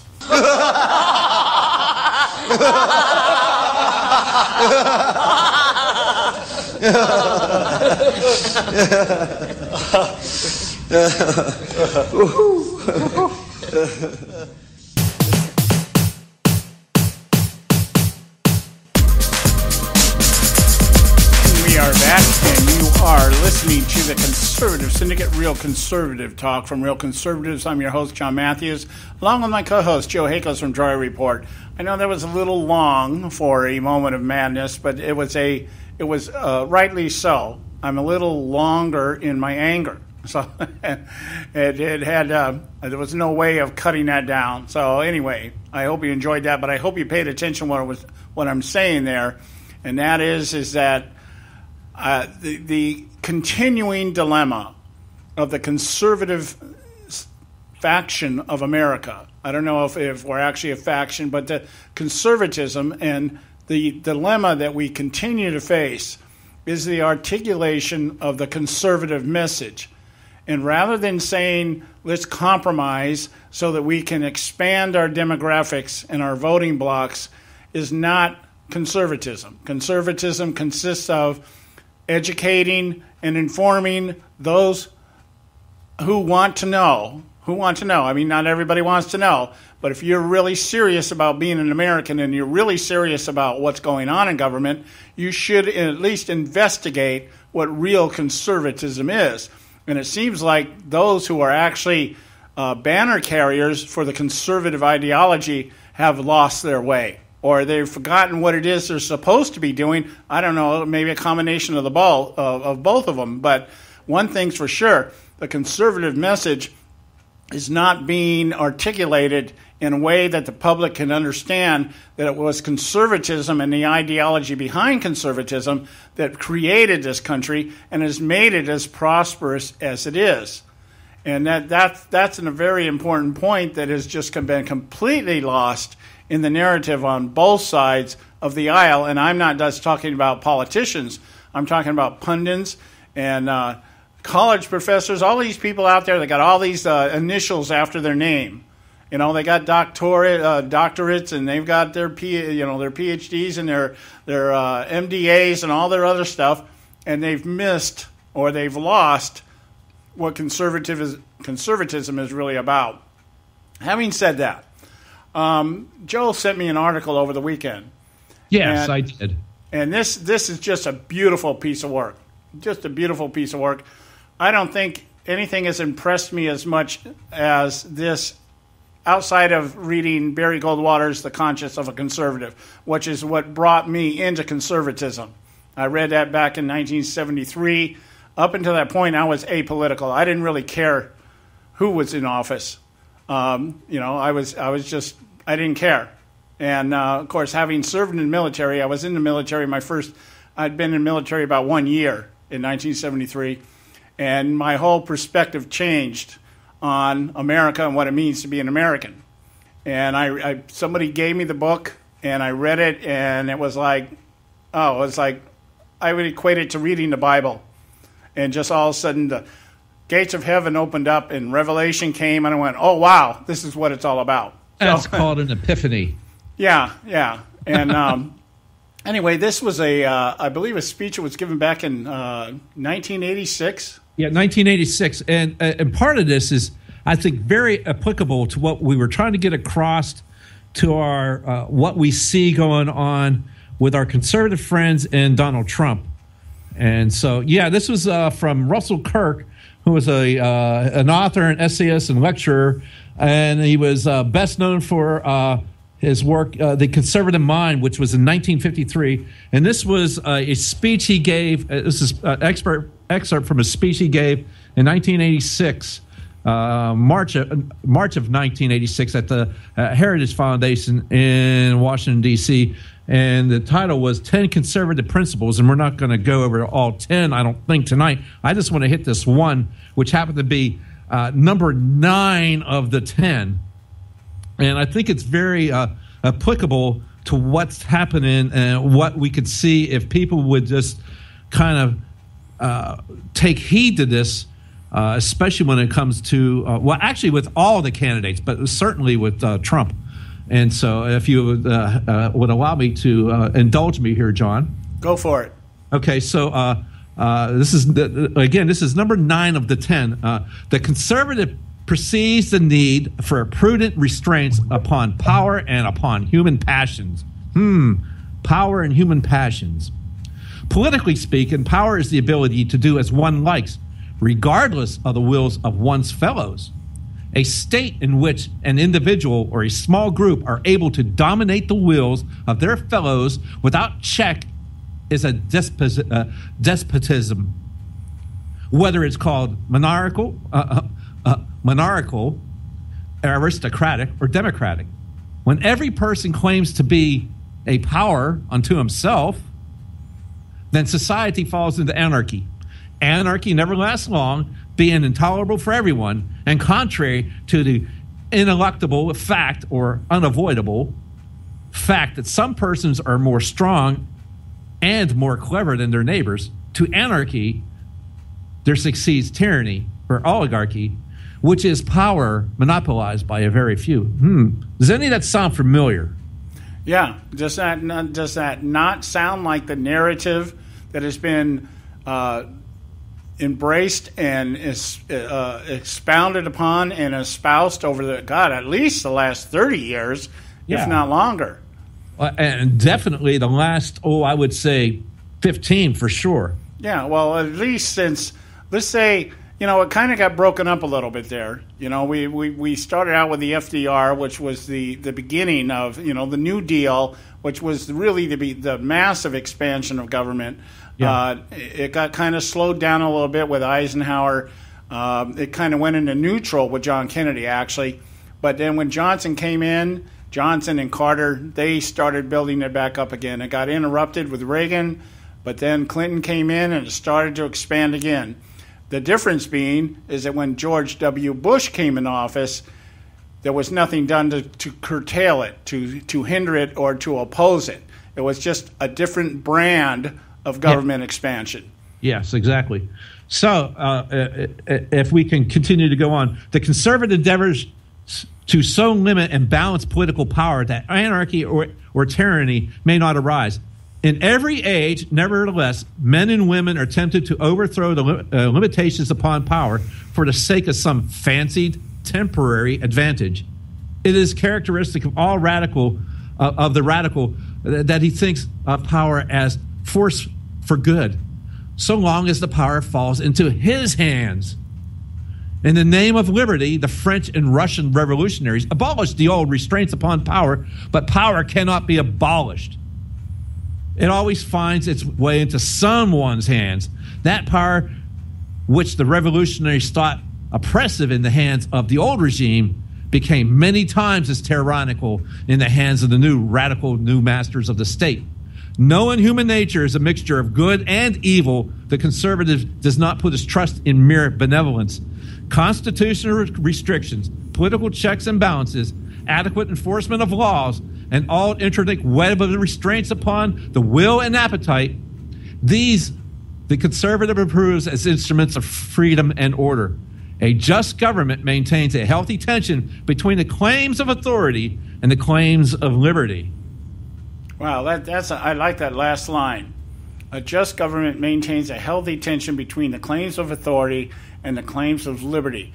And if I was gonna put that in one word, it would be responsibility. We know what limitations we need to set upon ourselves.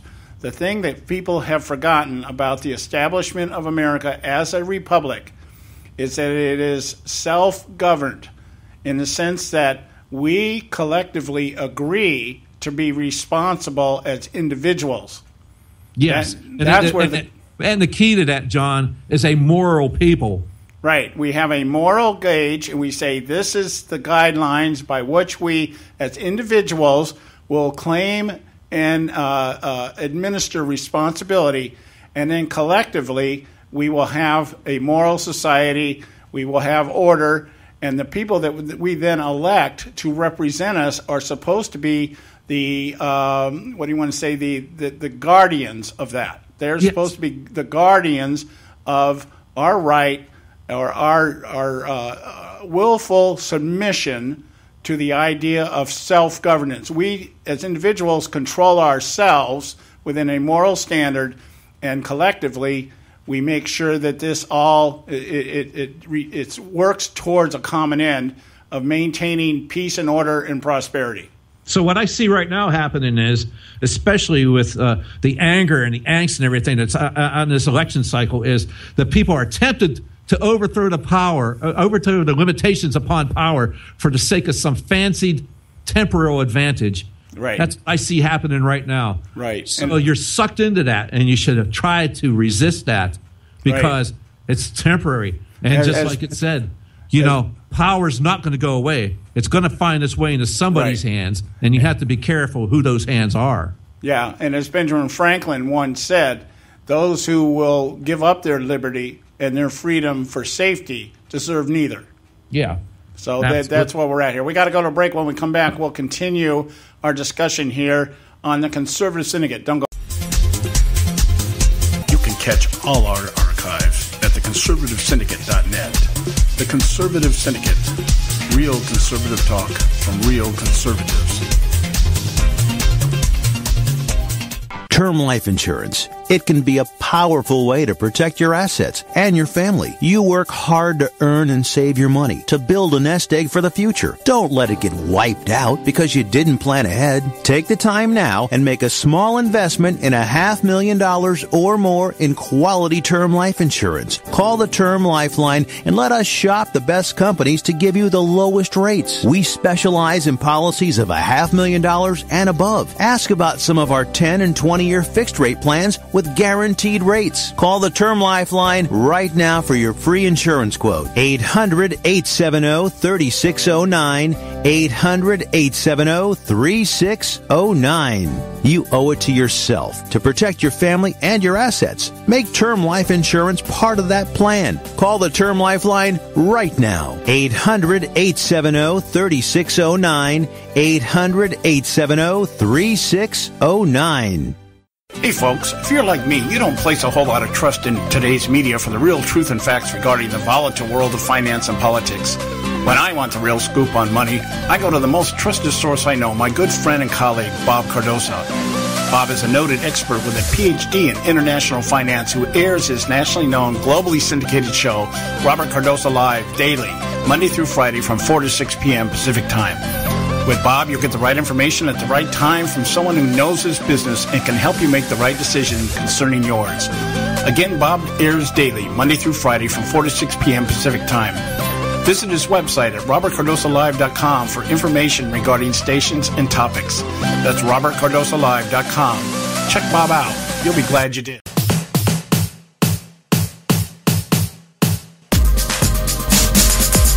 And we're back, and you are listening to the Conservative Syndicate, real conservative talk from real conservatives. I'm your host, John Matthews, along with my co-host, Joe Hakos from Dreyer Report.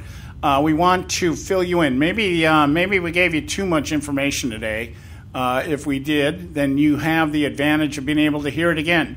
You can pick up the archive of the show by going to our website, theconservativesyndicate.net, and pick up this show or any of our shows. We really do seek to educate, inform, and engage our listening audience. So go there. You can find out everything and anything you want to know about the show, theconservativesyndicate.net. I've been so inspired by this article. It's a beautiful piece of work, and it takes the conscience of a conservative. It's a piece of work that's 30 years old. Yeah, and to me, it's like it takes the conscience of a conservative and puts it into about 7 or 8 pages, in a very articulate, simple way of understanding. And I think we're going to be talking about this all during the week. It may not be the only thing we talk about, but it'll definitely be part of our dialogue during this week, since we do have the caucus coming up.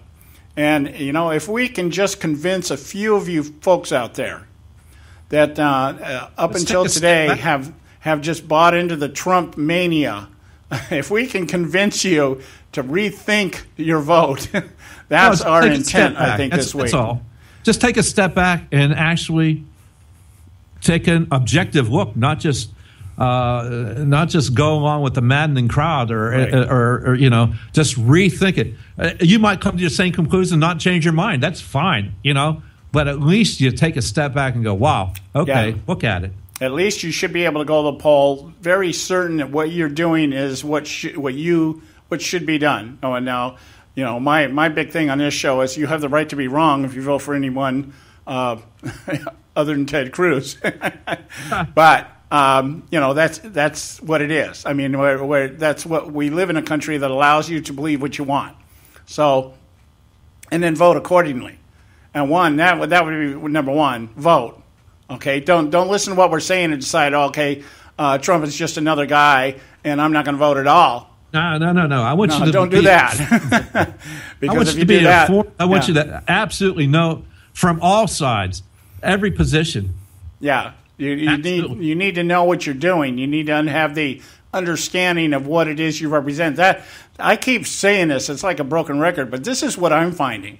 I talk with people over the weekend, my inner circle, the people that I see, and I only see them over the weekend. And when we talk, I am constantly amazed at just how little information they know, or in terms of what is out there at the moment. And a lot of it is because some of the people I hang out with, they are so fearful of being caught up into the fervor and the anger and the frustration. Mm-hmm. And they think, it's kind of like that. It's kind of like I call it watered down Christianity. You look at the Sermon on the Mount and they say, well, the meek shall inherit the earth. And so what they think the meek means is I don't get involved in things. Yeah, timid or something. Yeah, I say, no, to me that means, what it doesn't mean is paint the welcome on your back and then lay down. It means to be angry at the right things and not angry at the wrong things. And when you see your country being torn asunder, when you see the very beliefs and the values and everything that we have and what we are established on being ripped apart in favor of what Joe just explained here, the idea that collectivism, every man gets what he wants and every man can do what he wants, because isn't that the liberal mantra? I'm not really hurting anybody else. But that's never the case. Anything that you do outside of moral order is hurting somebody, if only yourself. Just out of this article, I'm just going to pull out another line out of Russell Kirk's article here. And this is kind of what we've been seeing, how we've experienced this now. At least for the last 8 years, I think we've experienced this quite a bit. And where he goes, ideologues who promise the perfection of man and society have converted a great part of the 20th century world into a terrestrial hell. And I believe that's exactly what we've been living through for at least the last 8 years. Yeah. And ideologues on both sides do this. And we are in a terrestrial hell right now. So we need to take a step back and look at what's going on before we go even further into the rabbit hole, or from the frying pan into the fire, so to speak. Yeah, that's absolutely true. Absolutely true here. I'm just so impressed with this article. Man, I wish I'd been around when this guy was giving these speeches, or had been at least a little more. I was around. I just wasn't into paying attention to what was going on out there to the degree I am today. I guess it has to do with age. As you get older, you begin to see things through a different prism and realize, what they say, youth is wasted on the young. It's just it's the way it is here. I guess, yeah. I mean, it was in 86. I was, just starting the family and that kind of thing, and working on heading over to Europe and being part of that Cold War fodder in Europe, kind of deal, with the Russian tanks coming through the Fulda Gap and all that stuff. For those that are too young to remember the Cold War, just wasn't an ideological thing; it was a real thing over in Europe, people. Yeah, and it really still is still a real thing.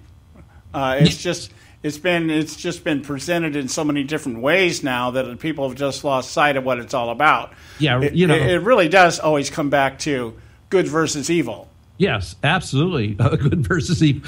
Yeah, it's always been good versus evil throughout all of mankind's existence.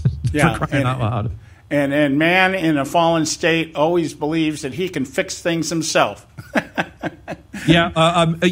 Some men can always believe that they are their own God and they can fix it. They can do it better than God, rather than turn to God and let Him do it for you. Well, and that's really the narrative that we're battling against right now. We're coming out of an administration that really believed that the premise for any activity or any action that he took was simple, based on two things. It's the right thing to do, and we can't wait any longer to do it. That was the mantra. Well, yes, America's been so messed up for so long. This is the right thing to do to fix it, and we need to do it now. Yeah, I mean, everything was a crisis, John. We got to do it now. We wait until the last damn minute to do every damn thing. In the last 8 years, nothing was done in a timely manner because we never saw it coming. Although you saw it coming for a year and a half, you just didn't do anything about it until 2 weeks before it was too late. Oh, we have to do it. Yeah. We have often mentioned the one of the quotes that I think is probably somewhere in the White House in their little war rooms out there, probably hanging up on the wall somewhere. Never let a good crisis go to waste. Yep, right next to "In God We Trust." Yeah, and somewhere in there is probably a little subtext there. And if you don't have a crisis, create one. Yeah, or it's right next to that one where American chickens have come home to roost.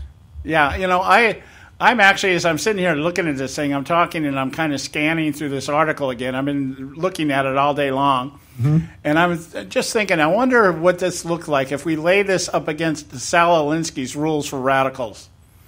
That would be an interesting comparison. But, that's another discussion for another day. But I guess what we're really going to try to get across to everybody this week, like I said, we're a week away from the first primary. Now, those of us in my state out here in California, and Joe's out in the Panhandle out in Florida, you guys aren't voting this week or next week. We got Iowa, and we got New Hampshire, and South Carolina, and Nevada, 4 states during the month of February. Then March 1st, Super Tuesday. That's like, I believe 15 states are going to be punching out ballots at that point. And by that time, we should have a pretty clear indicator. Now, there are a couple of things that we should probably remind people about here in terms of these primaries. One, I think historically it's been, at least over the last few election cycles, whoever wins the Iowa primary did not win the nomination. And I'm not so sure that that's not the case also in New Hampshire.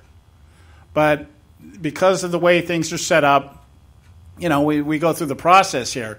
But it is telling in terms of what the turnout will be. That's what I'm looking for in the Iowa especially, is I want to see what the turnout numbers are.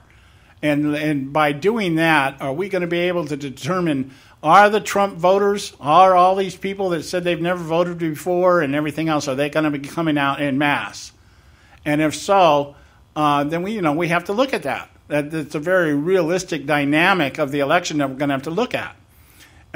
They say Trump right now is up 10, 15 points over Cruz. I don't know that necessarily is going to happen. If I remember in 2008 or 2012, Rick Santorum was at the bottom of the pile, but he took the Iowa caucus, right? Yeah, absolutely. So things can happen.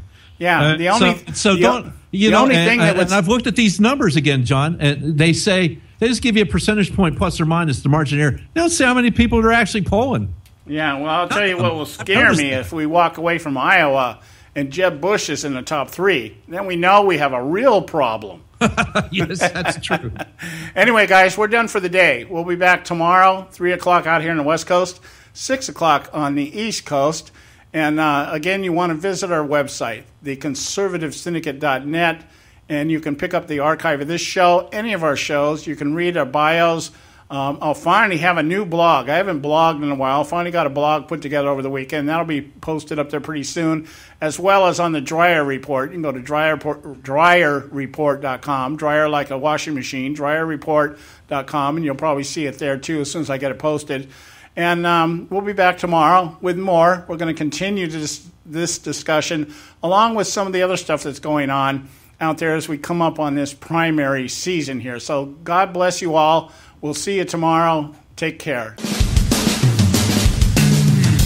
Thanks for tuning in to this edition of the Conservative Syndicate, the globally syndicated, politically incorrect talk show that seeks to tear down the imaginary wall of separation between church and state. We want to make you aware you can find and access all of our show archives at our website, theconservativesyndicate.net, as well as our broadcast stations and times.